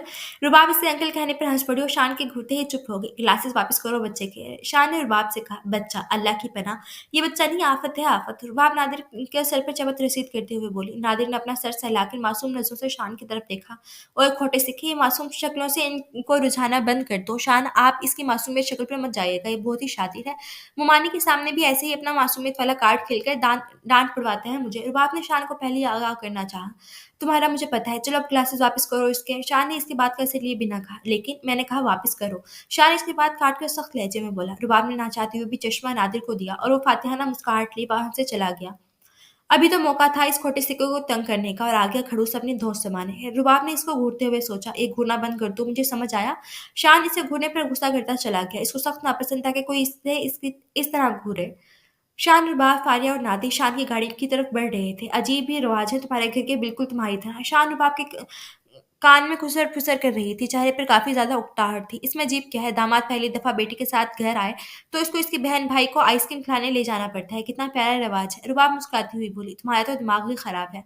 शान बोलता हुआ ड्राइविंग सीट पर बैठा। अबे रुक खोटे सीखे, आगे मैं बैठूंगी। नादिर आगे का दरवाजा खोलने ही वाला था कि रुबाब ने इसे शर्ट का गला पकड़ते हुए इसको रोकना चाहा। आगे मैं बैठूंगा, छोड़ो मुझे चिपली। नादिर की छोटी सी नाक पर गुस्सा चढ़ा। चल बे आया बड़ा, एक चपेट मारकर ना तेरा गाल लाल कर देना है मैंने। चुप करके पीछे बैठ। रुबाब अपना हाथ हवा में लहराती हुई बोली, जल्दी बैठ जाओ तुम दोनों। शान ने शीशा नीचे करके इन दोनों को कहा, आगे मैं बैठूंगा, आप इसको कहें कि पीछे बैठ जाए। नादिर अपनी शर्ट का गिला इसे छुड़वाता हुआ शान से मुखातिब हुआ, ये क्यों बैठे आगे, आपकी बीवी मैं हूँ, मैं ही आगे बैठूंगी। रुबाब ने नादिर को पीछे करना चाहा, मैं बैठूंगा। नादिर भी गाड़ी का दरवाजा पकड़कर खड़ा हो गया। शान बस कौफत से इन दोनों को देख रहा था। नादिर तुम बैठ जाओ आगे, रुबाब पीछे जाओ। शान ने जल्दी से इनका मसला हल करना चाहा, लेकिन शान मैं क्यों? रुबाब खफा हुई, कोई फर्क नहीं पड़ता आगे पीछे बैठने से, बैठ जाओ रुबाब। बच्चों के साथ बच्ची मत बन जाया करो। शान ने इसको डांटा तो वो सैर पटकती ही पीछे की तरफ बैठ गई और जोर से गाड़ी का दरवाजा बंद किया। दरवाजा तोड़ मत देना, शान अंकल की गाड़ी का। नादिर ने पीछे मुंडी मोड़े शैतानी करनी चाही। तुम चुप कर जा, वरना बजाऊंगी ना कान के नीचे ऐसा कि 2 दिन तक अपना जबड़ा हिलाने के काबिल नहीं रहेगा। रुबाब ने गुंडों वाला अंदाज अपनाते हुए कहा, और जहां नादिर मुस्कुराया वहीं शान हैरान रह गया रुबाब के इस लहजे में बात करता देखकर। ये किस लहजे में बात कर रही हो तुम? शान ने हैरत से कहा। शान भाई ये तो ऐसे ही बात करती है, आपको आज पता लगा? फारिया ने जल्दी पर तेल डाला। बुलडोजर अपनी जुबान बंद रखे, आई बड़ी। रुबाब बुरी तरह से तप चुकी थी। हद दर्जा बदतमीज हो तुम, बड़ों से बात करने की तमीज नहीं है। फारिया ने इसको शर्मिंदा करना चाहा। ओह! बड़े चाहे कितने भी बदतमीज़ी से पेश आएँ, छोटे चुप करके सुनें, वाह! भई ये अच्छा है। और फारिया बाजी, अगर हम छोटों का फ़र्ज़ है बड़ों की इज़्ज़त करने का, तो बड़ों को भी चाहिए हमें प्यार दें। रुबाब की बात सुनते ही फारिया खामोश होकर खिड़की से बाहर देखने लगी। रुबाब आइंदा मैं तुम्हें गलत लहजे में बात करता हुआ ना सुनूँ। मुझे नहीं पसंद ऐसा लहजा। शान ने इसको बावर करवा लिया। लेकिन शान आप हमेशा मुझे अब एक और लफ्ज़ नहीं, मैंने कह दिया और तुमने सुन लिया। शान ने इसकी बात काट कर बोला, उफ़! अब स्नो वाइट 2 वायलेंस में फँस चुकी है। और प्रिंस पर भी वॉलिस ने अपना जादू चला दिया है, जिसकी वजह से वो इनके काबू में आ गए हैं और इनकी झांसे में आकर स्नो वाइट से लड़ रहे हैं। स्नो वाइट को जल्दी से जादू का तोड़ निकालना है। रुबाब ने शान, नादिर और फारिया को देखते हुए सोचा, मेरा स्ट्रॉबेरी फ्लेवर, मेरा मैंगो। आइसक्रीम पार्लर आते ही फारिया और नादिर ने गाड़ी में बैठे फरमाइश की। रुबाब को वो दोनों ही फ्लेवर अच्छे लगते थे, पर इन दोनों ने कह दिए थे वो इनसे ट्विनिंग नहीं करना चाहती थी। तुम्हारा कौन सा फ्लेवर? शान ने रुबाब से पूछा जो अपनी सोचों में गुम थी। जो आप अपने लिए ले आए वही मेरे लिए भी। मैं आइसक्रीम नहीं खाता, तुम अपना बताओ। शान ने संजीदगी से कहा, कोई भी ले आए बस। रुबाब ने मुंह बनाकर कहा और खिड़की खोले बाहर की तरफ देखने लगी। नादिर और शान गाड़ी से उतर के आइसक्रीम लाने चले गए। कैसा बंदा है, आइसक्रीम ही नहीं खाता। और स्नो वाइट की तो किस्मत ही खराब है, पहली बार अपने प्रिंस के साथ आउटिंग पे आई और वो भी वो 2 विलेन्स के साथ। रुबाब ने दूर खड़े शान को देखते हुए सोचा। रुबाब अब इंतजार करते-करते बोर हो चुकी थी। उसको एक बुढ़ा शख्स आता दिखाई दिया जो उनकी गाड़ी के पीछे की तरफ था। इसके मन में एक शैतानी उमड़ आई। वो सीधी होकर बैठ के उस बूढ़े शख्स का इंतजार करने लगी कब वो उनकी कार के दरवाजे के सामने से क्रॉस होगा। और जैसे ही वो शख्स इसको खिड़की पर दिखाई दिया, रुबाब ने ज़ोर से चीख कर खिड़की का शीशा जल्दी से चढ़ा दिया। वो बुढ़ा शख्स बुरी तरह से भौचका रह गया और आँखें फाड़ कर खिड़की की तरफ देख रहा था जो बंद हो चुकी थी। पागल तो नहीं होगी? फारिया ने इसकी ये शैतानी देख ली थी। हाँ, हो गई हूँ तो। रुबाब ने कंधे उछालकर कहा और सब खिड़कियाँ देखने लग गई कि सब बंद है ना, कि शादी के बाद पड़ लग गए हैं तुम्हें? फारिया अपना मोबाइल में टाइपिंग करते हुए बोली। आप भी कर लें, क्या पता आपको भी पड़ लग जाए। रुबाब मुस्कुराते हुए कहा। इतनी देर में शान और नादिर गाड़ी में आकर बैठे और इनको आइसक्रीम के कप थमा दिए। रुबाब को बूढ़ा शख्स गाड़ी की तरफ बढ़ता हुआ दिखाई दिया। शान ड्राइव करे ना, रुके क्यों हैं? रुबाब को जल्दी से निकलने की थी वहाँ से। तुम लोग खा लो आराम से। शान ने मोबाइल चलाते हुए कहा। नहीं शान, ऐसे मज़ा नहीं है आएगा। रुबाब ने ज़िद की, पर बहुत देर हो चुकी थी। वो शख्स आकर शान की साइड वाली खिड़की बजाने लगा। अब तो स्नो वाइट गई। रुबाब ने अपने नाखून चबाते हुए सोचा। शान ने खिड़की नीचे की और शख्स की तरफ देखा। भाई साहब, अपनी ख्वातीन को समझाएं, ऐसे किसी बुजुर्ग को डराना मुनासिब बात नहीं। इस आदमी की शिकायत लगाते ही शान रुबाब की तरफ मुड़ा। रुबाब, शान अगर आया। नादिर और फारिया ने भी इसकी तरफ देखा। रुबाब का रंग उठ गया था। आइंदा से मेरी तौबा कि कहीं तुम्हें बाहर ले जाऊँ। शाह ने गाड़ी ड्राइव करते हुए कहा। अब गाड़ी में सिर्फ वो दोनों थे और अपने घर के लिए निकले थे। रुबाब कब से खामोश होकर मुंह फुलाए इसकी डांट सुन रही थी। तुम्हें पता भी है मुझे कितनी शर्मिंदगी हुई इस अंकल के सामने, तुम्हारी वजह से मैंने उसको सॉरी कहा। शान का गुस्सा खत्म होने का नाम ही नहीं ले रहा था। अच्छा अब बस भी, सॉरी कहने से आप छोटे तो नहीं हो गए ना? रुबाब से अब बर्दाश्त करना मुश्किल सा हो गया था। शान मलिक हूँ मैं। मैंने आज तक किसी को सॉरी नहीं कहा। मैं ऐसा हूँ कि लोगों से सॉरी करवा दो, और तुम्हारी वजह से आज किस्मत ने मुझे ये दिन दिखा दिया कि मैंने, शान मलिक ने, पहली बार किसी को सॉरी किया।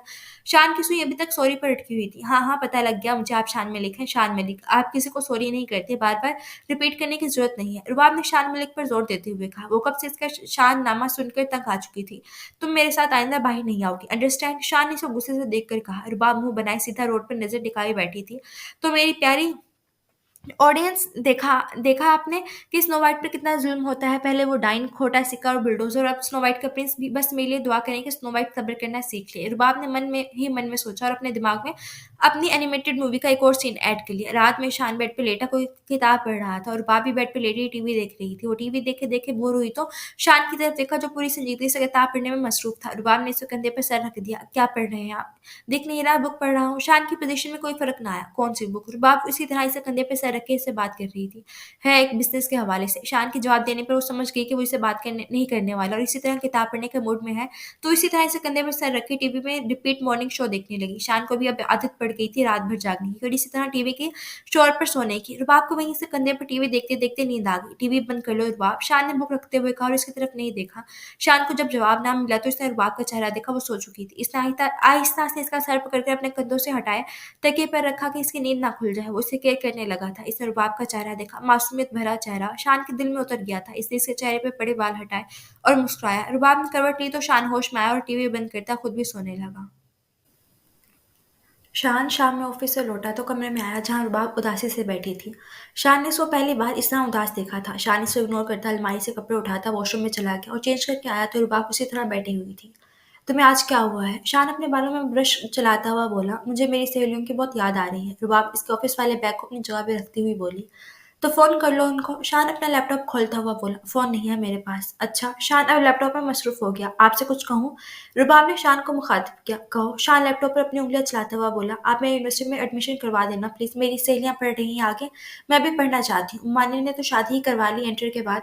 रुबाब मुंह पछोड़ती हुई बोली। तुम्हें जितना पढ़ने का शौक है मैं जानता हूँ, तुम्हें बस टीवी देखना है, जूस के डब्बों से पटाखे बजाना और बच्चों पर रौब ही झाड़ना आता है। शान चेहरे पर उकताहट लिए बोला। इतना खड़ूस होना सेहत के लिए अच्छा नहीं। रुबाब झुंझलाई। क्या कहा तुमने मुझे? खड़ूस? आगे से इस नाम से पुकारा तो देख लेना। अब शान ने लैपटॉप से नजर हटाए, इसको देखकर गुस्से से कहा। वो मुंह फुलाए बैठ गई और इसको तकती रही। अब तो स्नो वाइट का प्रिंस डाइन के जादू से पता नहीं कब निकलेगा। शान बेटा, आप लोग हनीमून पर क्यों नहीं चले जाते कुछ दिन? सारा दिन बस ऑफिस के कामों में उलझे हुए हो। सब डिनर कर रहे थे तो नौरीन बेगम ने शान को कहा। अम्मी अभी तो मुमकिन नहीं है, बहुत काम पड़े हैं मुझे। शान ने बहाना बनाया। रुबाब का बहुत मन था वो घूमने जाए, पर शान की बात सुनकर इसका मुंह लटक गया। अरे काम होता रहेगा, तुम लोग जाओ। रुबाब भी सारा दिन बैठे बैठे बोर हो जाती है। नौरीन बेगम ने कहा। ठीक है, सोचता हूँ। शान ये कहती है। ताहिरा ने दो टिकट्स इसके सामने लहराए। सोचने का टाइम गुजर चुका है। मैंने मरी की टिकट्स करवा ली हैं, कल रात ही निकलना है बस आप लोगों को। ताहिरा ने इसको मजबूर कर दिया था जाने पर। शान हैरान और परेशान था तो वहीं रुबाब की आंखें चमक उठी थी। रात में शान गार्डन में टहल रहा था जब रुबाब इसको कॉफी देने आई और उसको देखकर वहीं रुक गई। शान व्हाइट टी शर्ट और पजामे में मलबूस अपनी सोचों में गुम टहल रहा था। बहुत हैंडसम है ये तो, या फिर मुझे लग रहा है। रुबाब ने इसको देखते हुए सोचा। शान ने किसी की नजर खुद पर महसूस की तो रुबाब की तरफ देखा। वो जल्दी से दरवाजे के पीछे छुप गई, पर शान ने इसको देख लिया था। शान नफे में सर हिलाता फिर से अपने काम में मसरूफ हो गया, और रुबाब ने मुस्कुराते हुए अपने सर पर हाथ मारा। पागल हो स्नो वाइट, ऐसे पागलों की तरह मत देखो प्रिंस को। अगले दिन शाम में रुबाब, ताहिरा और आयशा लूडो खेल रही थी। आयशा तुम झूठ बोल रही हो, तुम्हारे चार नहीं तीन आए थे। रुबाब की गोटी मर रही थी। आयशा की गोटी से तो रुबाब झूठ बोलने लगी। वो हरगिज नहीं चाहती थी कि आखिरी गोटी मरे, जो कि 5-6 दफा मर चुकी थी। ताहिरा बाजी देखें इसको, मुंह पे झूठ बोल रही है। मेरे चार आए हैं और इसकी अपनी गोटी उठानी पड़ेगी। आयशा फिर गुस्से से बोली। रुबाब, इसके चार ही आए थे। ताहिरा के कहने पर रुबाब नफे में सर हिलाने लगी और अपनी गोटी पकड़ कर बैठ गई। नहीं नहीं, मैंने तो नहीं देखे ना। शान जब आया रुबाब को इस तरह लूडो खेलते हुए देखा तो इसको गुस्सा आ गया। इनके जाने में बस 2 घंटे बाकी थे और वो इस तरह बड़े मजे से लूडो खेल रही थी। पैकिंग की है तुमने जो यहाँ लूडो खेल रही हो? शान से सर पर खड़ा होकर संजीदगी से बोला। पैकिंग? उफ, मैं तो भूल ही गई, बस आखिरी गोट किया, पास करके आती हूँ। रुबाब की लापरवाही से कहने पर शान ने इसको बाजू से पकड़ कर उठाया। उठो और जल्दी से जाकर पैकिंग करो। रुबाब, अगर गई तो मैं जीत गई। आयशा खुश होते हुए बोली। ऐसे कैसे जीत गई? रुबाब ने सारा लूडो उल्टा कर रख दिया। आयशा का मुंह खुला का खुला रह गया। रुबाब, शान ने सो घुरा। जाती हूँ ना, गुस्सा ना करें। रुबाब शान का गाल थपथपाते हुए वहां से निकल गई। शान इसकी इस हरकत पर गुस्सा जब्त की एक ठंडी आह भर कर रह गया। दोनों कैमरे के लिए निकल आए थे। रुबा बहुत खुश थी और हर नज़ारा देखकर शान से कुछ ना कुछ कहती रहती। थोड़ी देर होटल में रुकने के बाद दोनों घूमने-फिरने निकले थे। रुबा बर्फ में खड़ी बर्फ से खेल रही थी और वहीं शान एक पत्थर पर बैठा हुआ अपने हाथ रगड़ रहा था। इसको सर्दी लग रही थी। रुबाब ने इसको यूँ बैठे देखा। यहाँ आकर भी खड़ूस ही रहेंगे ये तो। रुबाब ने इसको देखकर बुड़बुड़ाया और बर्फ का गोला बनाकर इसकी तरफ उछाला। शान ने एकदम उठ बैठा और एक गुस्से भरी नज़र इस पर डाली। शान ने भी गोला बनाकर इसको दे मारा और फिर रुबाब। ये सिलसिला चलता रहा और दोनों थक कर अब होटल की तरफ जा रहे थे। आसमान ने अब काली चादर लपेट ली थी।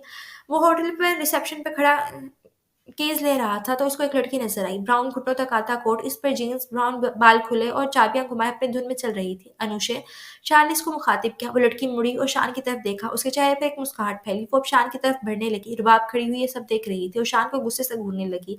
इसने इसको पहली बार मुस्कुराते हुए देखा था, वो भी किसी और लड़की के साथ। तुम यहाँ? व्हाट अ प्लेजेंट सरप्राइज शान। अनुशा ने इससे हाथ मिलाकर कहा। मैं बस हनीमून पर आया हुआ था यहाँ, शान ने मुस्कुराते हुए कहा। और ओहो, मिस्टर शान को आखिर कोई पसंद आ ही गया। Very nice. वैसे कौन है वो? अनुषा एक्साइटेड होकर पूछने लगी। ये है रुबाब, मेरी वाइफ। और रुबाब, इससे मिलो, ये है मेरी यूनिवर्सिटी की फ्रेंड अनुषा। अनुषा ने इस मुस्कुराकर रुबाब की तरफ हाथ बढ़ाया, जिसको रुबाब ने जबरदस्ती मुस्कुराते हुए थामा। हाथ मिलाने के बाद वो फिर से शांत से बातें करने लगी। दोनों को इस तरह मुस्कुराते हुआ देखकर रुबाब का खून खोलने लगा। वो दांत पीसती इन्हीं को देखे जा रही थी। स्टूडेंट की लाइफ में एक और विल लो भाई, स्नो वाइट की लाइफ में एक और विलेन ने एंट्री मार दी और इसको डायन ने ही भेजा है प्रिंस को कबूल करने के लिए। रुबाब अपनी कहानी के मेन विलन को ऐड करना ना भूली। अनुषा और शान एक साथ बात करते हुए चल रहे थे और रुबाब उनके पीछे चल रही थी। लगता है काफ़ी अच्छी दोस्ती है आपकी इससे। रुबाब कमरे में आते ही शुरू हो गई। हाँ, काफ़ी दिनों बाद मिले हैं हम। यूनिवर्सिटी में मेरी दोस्त रह चुकी है। शान मुस्कुराता हुआ बोला। मुझसे तो मुस्कुराते हुए बात नहीं की आपने कभी, और इससे तो हंस-हंस कर बात कर रहे थे। रुबाब इसके चेहरे को देखते हुए बोली, जहाँ से मुस्कुराहट गायब हो रही थी।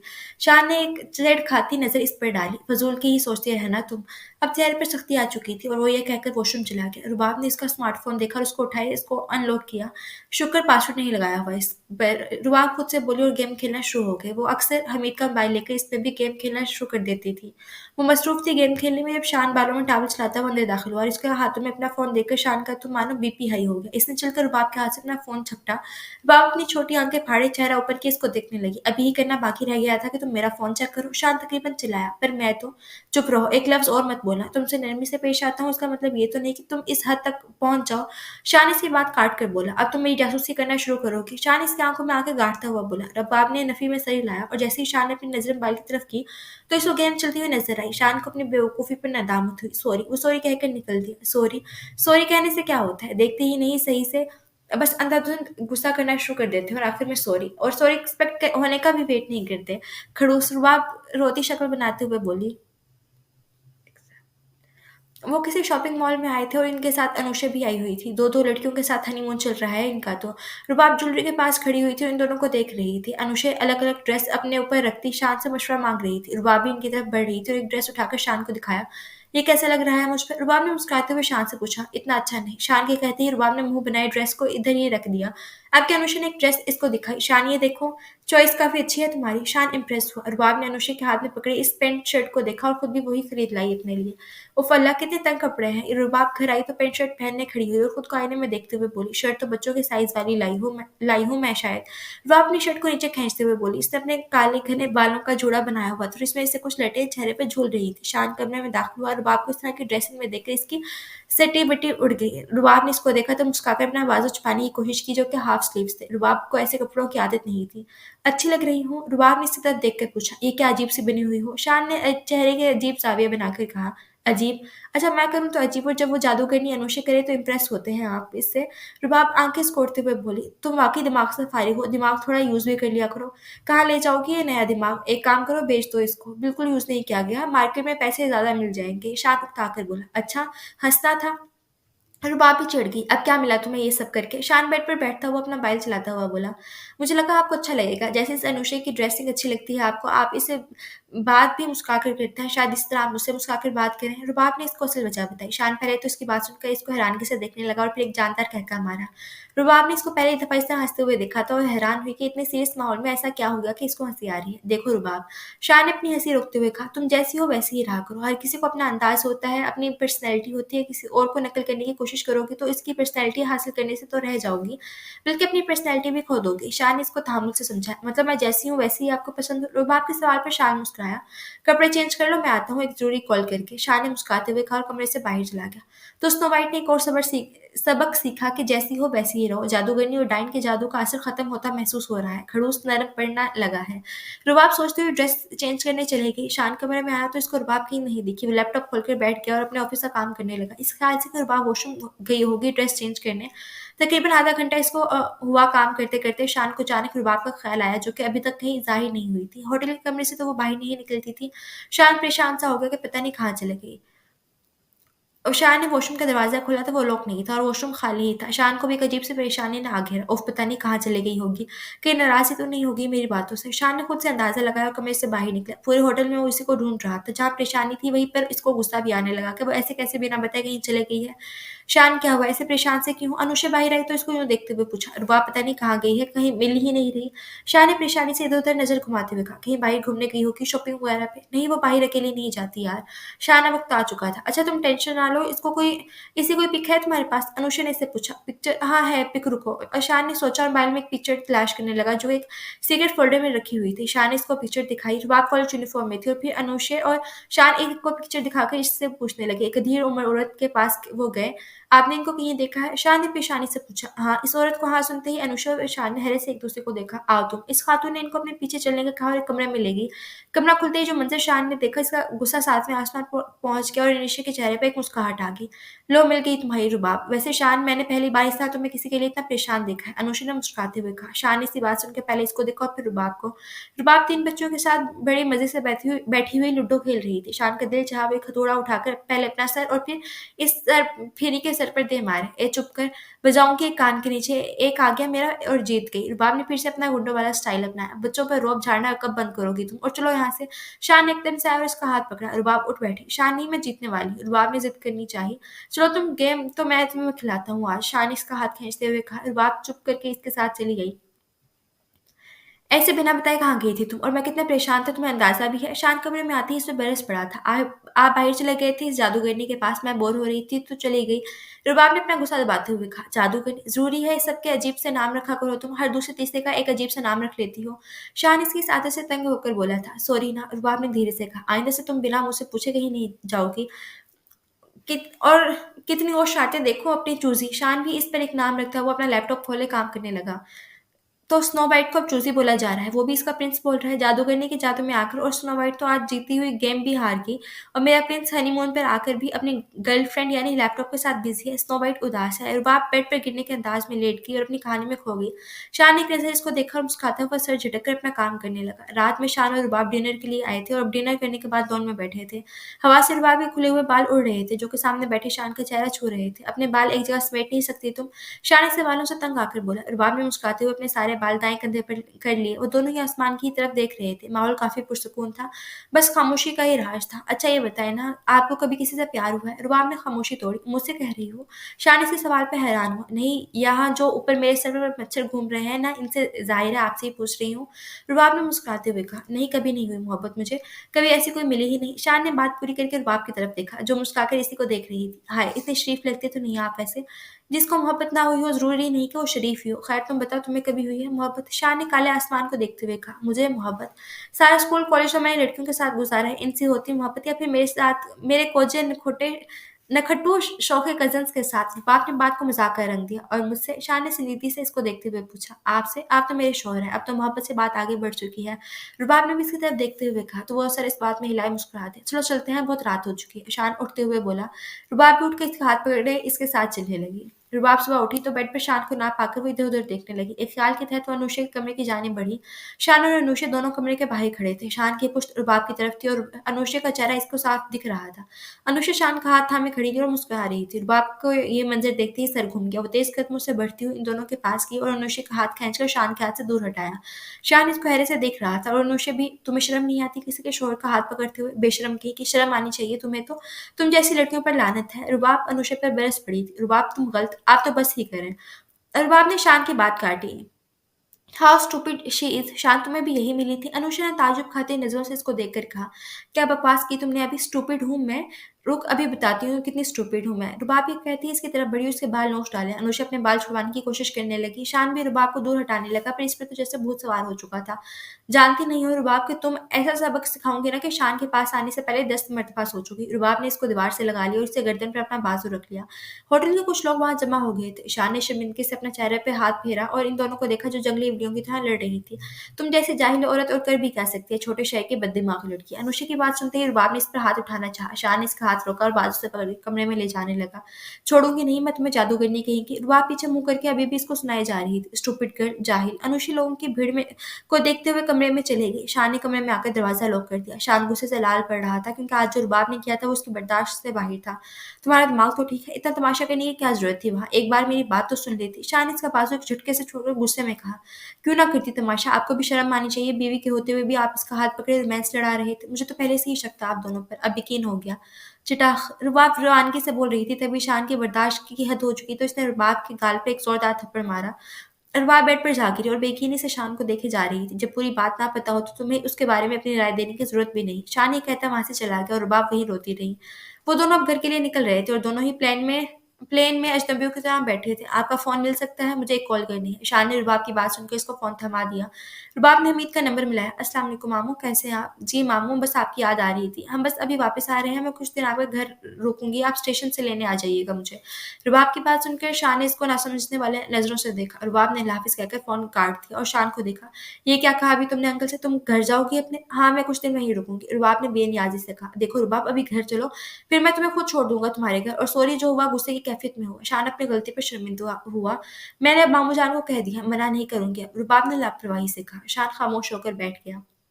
रुबाब हमीद के घर पर थी और अपने कमरे में बेड पर लेटी हुई शान के बारे में सोचे जा रही थी। शायद मुझे उनकी बात सुन लेनी चाहिए थी, पर क्या सुनती, वो झूठ भी तो बोल सकते हैं। उन दोनों का चक्कर तो था ही और शान ने तो हद कर दी। इस जादूगरनी की वजह से मुझे थप्पड़ मारती, अब स्नो वाइट इस शख्स के साथ नहीं रहेगी। बहुत बर्दाश्त कर लिया, नहीं होता मुझसे। और रुबाब सोचती हुई हमीद के कमरे में गई। मामू जान मैं आ जाऊँ? रुबाब ने दरवाजा नॉक करके पूछा। हाँ बेटा आ जाओ ना, पूछ क्यों रही हो? हमीद ने मुस्कुराकर कहा, अपना हिसाब किताब वाली डायरी टेबल पर रख दी। आप सोए नहीं अभी तक मामू जान? रुबाब ने इनके सामने पड़ी कुर्सी पर बैठते हुए कहा। हाँ बस काम था, इसी में मसरूफ था। तुम बताओ यहाँ कैसे? कुछ चाहिए था बेटा? हमीद ने मुस्कुराते हुए कहा। मामू मैं आपसे एक बात कहूँ, क्या आप मानोगे? जी कहो ना बेटा। मामू मुझे शान से तलाक चाहिए। रुबाब की बात सुनते ही हमीद हैरान हो गए। बेटा आप ये क्या कह रहे हैं? कोई झगड़ा हुआ है आप दोनों का? देखो अगर ऐसा है रुबाब तो इतनी छोटी बातों पे इतने बड़े फैसले नहीं करते, तहम्मुल से भी मसला हल होता है। हमीद ने इसको समझाना चाहा। मामू नहीं, कोई छोटी बात नहीं, बात काफी ज्यादा बड़ी है। छोटी बातें तो मैं बर्दाश्त कर लेती हूँ, बात बड़ी है तभी ये फैसला किया। रुबाब जमीन पे नजर टिकाती हुई बोली। ऐसी क्या बात है आखिर? मामू मैं इस बात का जिक्र नहीं करना चाहती, बस आप इतना जान लें कि उन्होंने मुझ पर हाथ उठाया। रुबाब की बात सुनकर हमीद परेशान हो गए। रुबाब उनके सीने से लगी रोने लगी। मामू आपने हमेशा कहा है कि आप मेरे अब्बू की जगह हैं। आज क्या मेरे अब्बू होते तो वो सब चुपचाप बैठ कर देख रहे होते ये सब। रुबाब रोती हुई बोली। बेटा जो तुम चाहोगे वही होगा। हमीद उसे सर पर हाथ रखते हुए बोला। शान को आज नींद नहीं आ रही थी क्योंकि कोई आज टीवी चलाकर रात के 2 बजे मॉर्निंग शो देखने वाली मौजूद ना थी। शान को इससे कमी का एहसास हुआ तो इसने खुद ही टीवी चला दिया और सोने की कोशिश करने लगा। इतनी देर में उसका फ़ोन बजा। हमीद अंकल इस वक़्त क्यों कॉल कर रहे हैं? शान ने मोबाइल स्क्रीन में देखते हुए सोचा और कॉल अटेंड की। अस्सलाम वालेकुम अंकल। वालेकुम सलाम शाम, तुमसे एक ज़रूरी बात करनी है। इस वक़्त सब खैरियत है ना अंकल? शान ने अपने वॉच में टाइम देखते हुए कहा, जहाँ 3 बज रहे थे। मैं कल कराची आ रहा हूँ, फिर सुबह ही बात होगी तुमसे। अल्लाह हाफ़िज़। हमीद ने कॉल कट कर दी। अब तो कोई तमाशा नहीं कर दिया इस चूज़े ने। शान अब ताहट से सोचा और फिर से सोने लगा। अस्सलाम वालेकुम हमीद अंकल, कैसे हैं आप? शान आकर हमीद से मिला और वो कब से वेट कर रहे थे, पर शान ऑफिस था तो इस वजह से इसको थोड़ी देर हो गई। वालेकुम सलाम।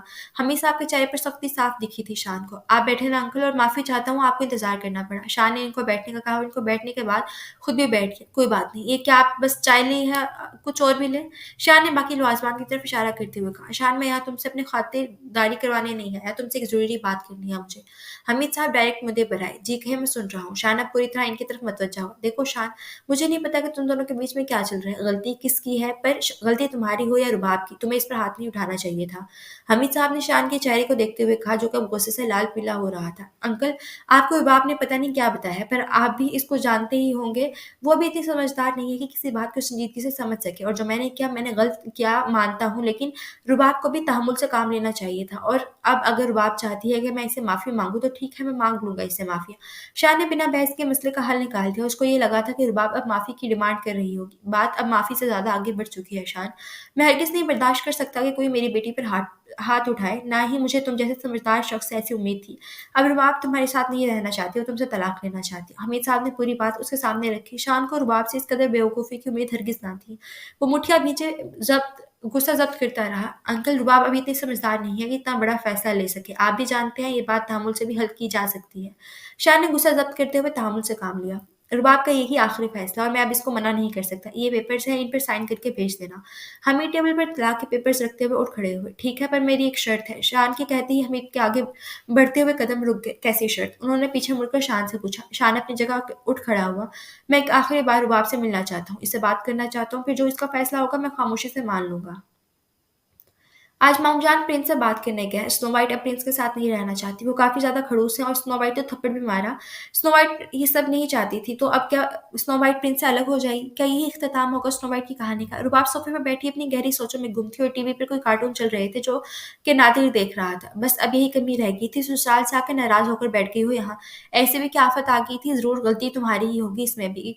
की होगी कोई अजीब हरकत। रुखसार बेगम नादिर के लिए नूडल्स ले आई तो इसको भी मुफ्त में सुना डाला। नूडल्स रुबाब की बजाय खुद जो बनानी पड़ गई थी इनको। हमीद ने साफ मना किया था कि रुबाब कोई काम नहीं करेगी। रुबाब ने एक नज़र रुखसार बेगम पर डाली तो डाइन अभी भी खुश नहीं है। इसका जादू तो चल गया। ये अलग ही कहानी है जिसमें स्नो वाइट की नहीं बल्कि डाइन की जीत होने जा रही है। रुबाब ने इसको देखते हुए सोचा, पर इसको कोई जवाब नहीं दिया। आज वो मूड में नहीं थी। नादिर के दिमाग में शैतानी आइडिया आया तो इसने वो नूडल्स चालाकी से इसके बालों में डाल दिए और रुबाब अपनी सोचों में इतना मगन थी कि इसको मालूम ही ना हो सका। आज चिपली चुप क्यों है फारियाबाजी? रोग लगा है इसको। नादिर को शायद इससे खामोशी चुभी शायद। हाँ, वही लग रहा है कि किसी गहरे सदमे में है। फारिया भी इसके बोलने को मिस कर रही थी। रुबाब ने बस एक नज़र दोनों को देखा और फिर से खामोश बैठ गई। इतने में हमीद आए। रुबाब उनको देखकर उनकी तरफ दौड़ी। मामू जान, क्या हुआ? क्या वो तलाक देंगे? रुबाब ने हमीद के पास आकर कहा, वो तुमसे मिलने आया है, एक बार बात कर लो इससे। हमीद के कहने पर रुबाब ने दरवाजे पर खड़े शान को देखा जो रुबाब को ही देख रही थी। मामू जान, मुझे उनसे नहीं मिलना। रुबाब ने मुंह बनाया। बेटा, एक बार बात कर लो, मेरा कहना ही मान लो। रुबाब हमीद को मना ना कर सकी और शान के पीछे लॉन में चली गई। दोनों साथ चल रहे थे पर दोनों की ही तरफ से मुकम्मल खामोशी थी। रुबाब तो इसकी तरफ देख भी नहीं रही थी। तलाक लेने का क्यों सोचा इतनी सी बात पर? शाह ने खामोशी तोड़ी। इतनी सी बात नहीं थी। आपका किसी और के साथ चक्कर और इसकी वजह से मुझ पर हाथ भी उठाया। ये कोई छोटी बात नहीं थी। शाह ने इसी बात सुनकर इसकी तरफ देखा। रुबाब ने इसको देखा जो हर बार की तरह आज भी संजीदगी चेहरे पर लिए खड़ा था। तुम गलत समझ रही हो। मेरी एक बार बात सुन लेनी चाहिए थी तुम्हें। आप कोई बहाना बना देते ज़ाहिर है। रुबाब ने रूठेपन से बोली, मुझे ज़रूरत नहीं बहाना बनाने की और खामोशी से चल रही हो तुम मेरे घर साथ। अपना ड्रामा भी बंद करो अब। शान की इस तरह बात करने पर रुबाब ने उसको घूरा। मनाने की बजाय वो और रोब झाड़ रहा था। और मैं ये ड्रामा बंद ना करूँ तो जो होगा इसकी ज़िम्मेदार तुम खुद होगी। शान के कहने पर रुबाब की छोटी सी नाक गुस्से से लाल हो गई। अब तो मैं भी देखती हूँ कैसे रोकता है मुझे कोई। वो भी ज़िद की पक्की थी। वो जाने लगी तो शान ने इसके बाजू से पकड़कर रोका। ये हर वक़्त उल्टी हरकतें क्यों करती रहती हो तुम? इंसानों की तरह रहना नहीं आता तुम्हें? शान इसके बालों में देखता हुआ बोला, क्या मतलब? अब क्या किया मैंने? रुबाब उसके खफ़ी भरे चेहरे को देखते हुए बोली, ये क्या है? शान ने उसके बालों से वो 2 लंबे नूडल्स निकाल के इसे सामने लहराए। रुबाब ने मन ही मन में नादिर को कोसा, ये नादिर का बच्चा, छोड़ूँगी नहीं मैं इसे। रुबाब शर्मिंदा हुई तो गुस्से से कहकर वहाँ से चली गई। इसका कुछ करना होगा। शान ने उसे जाता हुआ देखकर सोचा। फारिया के मोबाइल में शान की कॉल आई। वो कॉल अटेंड करने बाहर चली गई। खोटे सिक्के, तुम्हें शर्म नहीं आती? बालों में नूडल्स क्यों रखे? रुबाब नादिर के पास खड़ी होकर चिल्लाई, शुक्र है तुम अपनी असली रूप में तो आई।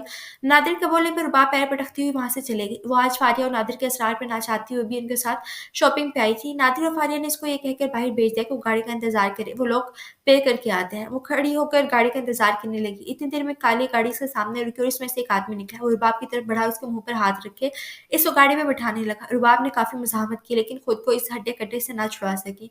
कौन हो तुम लोग? छोड़ो मुझे, मैं पुलिस को बता दूँगी। तुम लोग जानते नहीं हो मेरे मामू को। सुन नहीं रहे क्या तुम लोग? छोड़ो मुझे।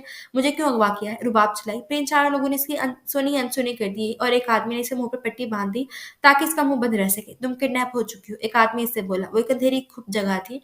किडनैप? क्या? फिर क्यों? मैंने किसी का क्या बिगाड़ा है? रुबाब रोती हुई बोली। इस आदमी ने अपने चेहरे पर से मास्क उतारा और ये क्या? रुबाब जो चेहरा देख रही थी अपना डर भूल गई। वो शांत। शान आप? रुबाब हैरान हुई। हाँ, तुम अपने शौहर के हाथों ही किडनैप हो चुकी हो, तलाक करने की सजा में। शान ने मुस्कुराते हुए कहा और एकदम लाइट्स जगमगा गई। वो अपने और शान के ही कमरे में थी और फारिया, नादिर और आयशा भी अपने चेहरों पर से मास्क उतारा। उन्होंने ही शान की मदद की ये सब करने में। सरप्राइज! सबने एक साथ बोला। तुम लोग? रुबाब हैरान हुई। भई मेरा भाई उदास था तुम्हारे बगैर, बस इसलिए मैंने मदद की उनकी। आयशा मुस्कुराते हुए बोली। हाँ, हम भी बोर हो गए थे तुम्हें चुप बैठा देखकर, फारिया भी मुस्कुराते हुए बोली। चुपली ऐसे खामोश अच्छी नहीं लगती। नादिर के कहने पर वो इन तीनों से गले लगी। कितने अच्छे हो तुम लोग, रुबाब ने मोहब्बत से कहा। वो सब गए तो रुबाब शान की तरफ मुड़ी और जैसे ही कुछ बोलना चाहा, शान ने से लबों पर उंगली रख दी। अब बस आज तुम नहीं, मैं बोलूंगा। इस दिन तुमने जो देखा वो आधा सच था। अनुषा ने मुझसे अपनी फीलिंग्स का इजहार किया, फिर मैंने उसको ये कहकर मना कर दिया मैं किसी और का हूँ और उसके साथ वफा निभाना चाहता हूँ। बस वो भी समझ गई और इसके अलावा कुछ ना था। और एक बात, मैं तुम्हें शादी के बाद से नहीं बल्कि पहले से ही जानता हूँ। एक दफ़ा तुम कॉलेज से वापस आ रही थी, मैं इन दिनों हैदराबाद था और रास्ते में तुम्हें देखा और तब से तुम्हें अपना बनाने का ख्याल मेरे दिल में आ गया। उसके बाद मुझे पता लगा कि तुम हमीद साहब की बेटी हो, तो मैंने अम्मी से कहकर तुम्हारे यहाँ रिश्ता भिजवा दिया। शान ने इसको सारी सच्चाई बता दी। रुबाब के चेहरे पर मुस्कुराहट गहरी होती चली गई। पर आपने मुझे थप्पड़ मारा, ऐसा क्या? रुबाब के कहने पर शान मुस्कुराया। शर्मिंदा हूँ, तुमने इल्ज़ाम ही ऐसा लगा दिया, मुझ पर गुस्सा आ गया। अपने खड़ूस को माफ़ कर दो और चलो एक थप्पड़ तुम मुझे भी मार दो। तुम्हें बदला लिए बिना चैन नहीं आना ना, जानता हूँ मैं। शान ने इसे हाथ पकड़ते हुए कहा। नहीं नहीं शान, मैं आपको थप्पड़ कैसे मार सकती हूँ? नहीं कर सकती मैं ऐसा, और आप मुझे पहले से ही जानते थे। मतलब हमारी लव मैरिज थी और आप मुझसे मोहब्बत करते हैं, इसका मतलब? रुबाब एक्साइटेड होते हुए बोली। मोहब्बत? अब तो तुम मेरी बीवी हो, अब बात मोहब्बत से आगे बढ़ चुकी है। शान ने इसकी आंखों में देखकर मुस्कुराते हुए कहा। तो फिर ऐसे खड़ूस खड़ूस क्यों रहते थे मेरे साथ? रुबाब मुंह बनाते हुए बोली। अब वो तो मेरी नेचर ही ऐसी है। शान ने कंधे उछाकर कहा। मतलब स्नो वाइट का हमसफर खड़ूस ही है? कौन स्नो वाइट? शान इसी बात नहीं समझ सका। कुछ नहीं, बस आप नहीं समझेंगे, लंबी कहानी। और तुम्हें पता है तुम्हारा एडमिशन भी करवा लिया है यूनिवर्सिटी में, पर बस इम्तिहान देने जाओगी, ज़्यादा देर तुम्हें दूर नहीं रख सकता। शान ये कहते ही रुबाब की आंखें चमक उठी थी। कितने अच्छे हैं आप। रुबाब मुस्कुरा दी। शान भी इसको देखकर मुस्कुरा दिया। रुबाब आईने में खुद को देखते हुए लिपस्टिक लगा रही थी। आज ताहिरा का वलीमा था तो वो दोनों जाने की तैयारी में थे। इसने आईने में पीछे बैठे शान को देखा, जो अपने 6 माह के बेटे को गोद में लिए रुबाब के तैयार होने का इंतजार कर रहा था। और शान के चेहरे पर उकताहट आ चुकी थी इंतजार करते करते। स्नो वाइट की कहानी का हैप्पी एंड। स्नो वाइट ने तो सोचा भी नहीं था कि इसको इतना अच्छा प्रिंस और इतना अच्छा प्यारा सा बेटा मिलेगा। अब स्नो वाइट बहुत खुश रहेगी। प्रिंस थोड़े खड़ूस हैं तो क्या हुआ, खड़ूस होने के साथ साथ केयरिंग भी बहुत है। रुबाब ने मुस्कुराते हुए सोचा। मैडम और कितनी देर लगाओगी, जल्दी करो, फंक्शन ही ना खत्म हो जाए। शान आखिरकार बोल पड़ा। बस मैं तो तैयार हूँ, ट्यूसडे को ये कपड़े ठीक है? रुबाब आदिल को देखते हुए बोली। रुबाब आदिल पे भी नाम रखना जरूरी था क्या? शान इसी इस आदत से परेशान था। हाँ ना, इतना सा है चूजा प्यारा सा। रुबाब आदिल को उठाते हुए बोली। उफ, चूजे और चूजी में फंस गया बेचारा शान। शान अपना कोट ठीक करते हुए बोला। चले मेरे खड़ूस हमसफर। रुबाब ने मुस्कुराते हुए कहा। चलो मेरी सरफरी हमसफर। शान भी इसका हाथ थामता हुआ बोला। और ऐसे ही दो हमसफर अपने खूबसूरत से सफर की मंजिल को तय करी। दोनों की जिंदगियों में अब इत्मीनान और सुकून था। सबके रवैये भी रुबाब के साथ बेहतर हो गए थे। कभी कभी जिंदगी का खूबसूरत सफर हमारी ख्वाहिशों के मुताबिक शुरू नहीं होता, बल्कि कुछ लोग होते हैं जो इस सफर में आकर इसको खूबसूरत बना देते हैं। नाचाही शुरुआत कभी कभी खूबसूरत मंजिलें भी दिखा देती है। जैसे रुबाब को नाचाहा हुआ सफर एक खूबसूरत सफर में तब्दील हो गया था। जिसको शादी से एतराज था, पर इसको क्या पता था कि जिस रिश्ते में वो जुड़ने जा रही है वो उसकी ताकत बन जाएगा। इस घर में बातें सुनने को मिलती थी, पर इस घर में रुबाब सर उठाकर चलती कि हाँ, ये मेरा अपना घर है, यहाँ कोई मुझे बातें नहीं सुना सकता। और शान, इसने तो जो चाहा उसको वो मिल गया। रुबाब की बचकाना हरकतें इसको कम ही पसंद थी, पर इसको इनकी आदत लग चुकी थी। अब इसको रुबाब की हर बात अच्छी लगने लगी थी। खत्म शुद।